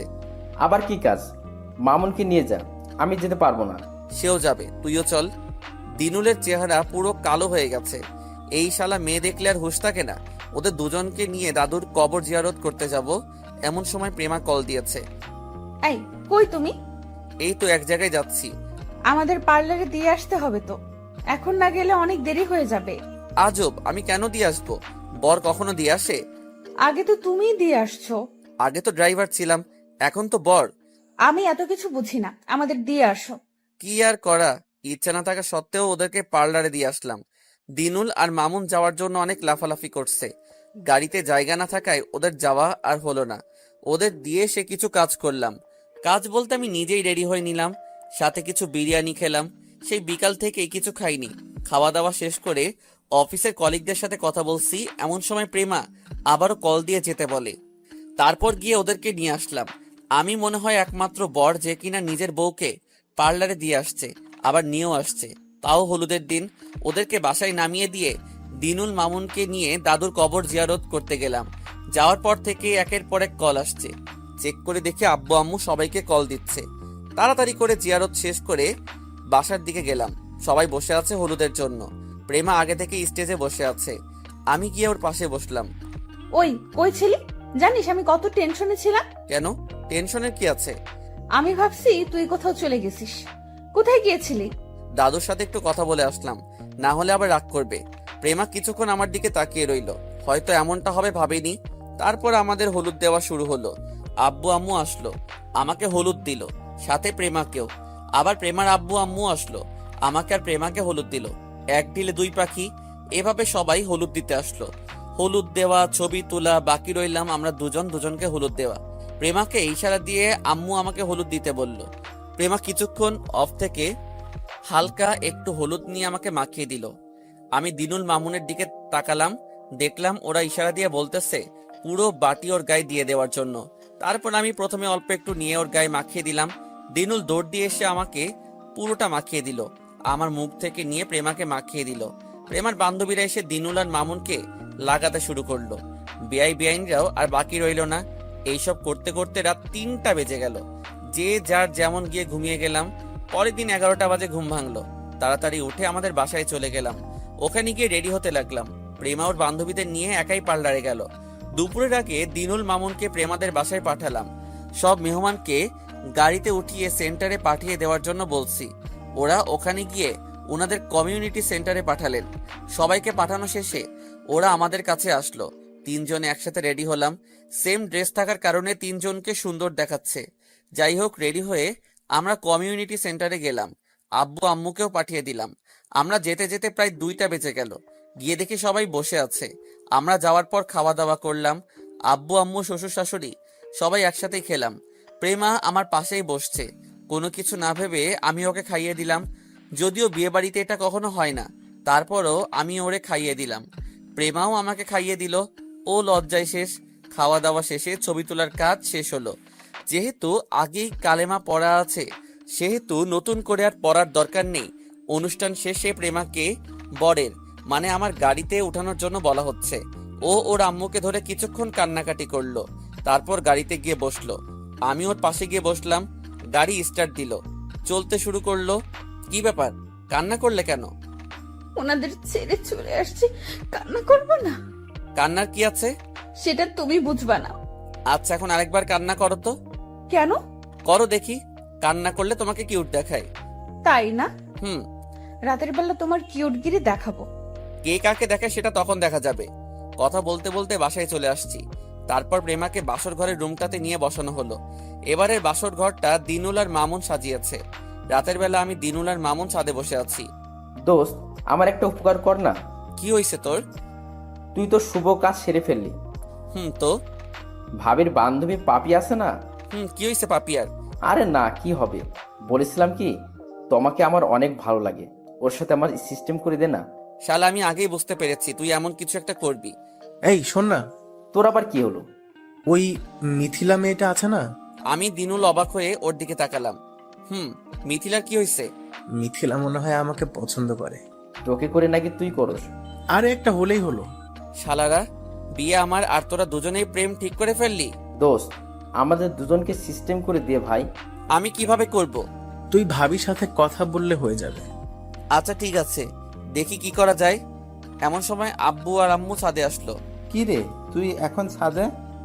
ওদের সাথে একটু কথা বলছিলাম। যা নিচে যা, প্রেমা বাবা কল দিয়েছিল। ও, আয় নিচে আয়। এরপর আব্বু চলে গেল। আচ্ছা থাক তোরা, আমি যাই। আজকে করবি? কি? এটার জন্য এতকাল অপেক্ষা করে বসে আছিস? দূর শালারা, কোথায় একটু ভালো কথা বলবি সেটা না বলে উল্টাপাল্টা কথা বলিস। আচ্ছা যা, আর বলবো না। লাস্ট একটা কথা শোন। কি? বিড়ালটা মারিস, সময় নিয়ে মারবি, আর কোনো কিছু দরকার হলে জাস্ট কল মি। যা হারামি। ওরা দুজনেই হাসতে লাগলো। আমি নিচে চলে আসলাম, এসে দরজার সামনে দাঁড়ালাম। নিজের রুম, তারপরও একটু ভয় লাগছে। ভয়ে ভয়ে দরজা খুলে ভিতরে গেলাম, তারপর দরজাটা লাগিয়ে দিলাম। আমি যাওয়ার পর প্রেমা এসে সালাম করে আমার থেকে একটু দূরে গিয়ে বসলো। কি হয়েছে, তুমি দূরে বসছো কেন? এমনি একটু সমস্যা। কি হয়েছে? আমি তোমার কাছে যেতে পারবো না, তোমার স্পর্শও করতে পারবো না। মানে কি এসবের? কি বলছো? কি হয়েছে তোমার? কথা বলো না কেন? পিরিয়ড শুরু হয়েছে। কি আজকে দুপুরে তো ভালো ছিলে। সন্ধ্যা থেকে শুরু হয়েছে। ওকে, এটা কোনো ব্যাপার না। তাই বলে কি দূরে থাকবা নাকি? আমি এখন অপবিত্র। কে বলছে? এটাই সত্যি। আরে না, এটা কমন বিষয়। অপবিত্রের কিছু নাই, শুধু নামাজ পড়তে পারবে না, আর সবকিছু পারবে। তোমাকে আবারও কষ্ট দিলাম। আরে না, এদিকে আসো। তারপর প্রেমা কিছুক্ষণ বসে থেকে আমার পাশে এসে বসলো। আমি ওরে বললাম এই রাতে নামাজ পড়ে দোয়া করতে হয়, কিন্তু তুমি তো পড়তে পারবে না। আমি পড়ছি, তুমি আমার পিছনে বসে শুধু দোয়া করো। তারপর আমি নফল নামাজ পড়ে নিলাম। আমাদের নতুন জীবনের জন্য আল্লাহর কাছে দোয়া করলাম। এরপর প্রেমা আর আমি পাশাপাশি বসলাম। ছাদে যাবে?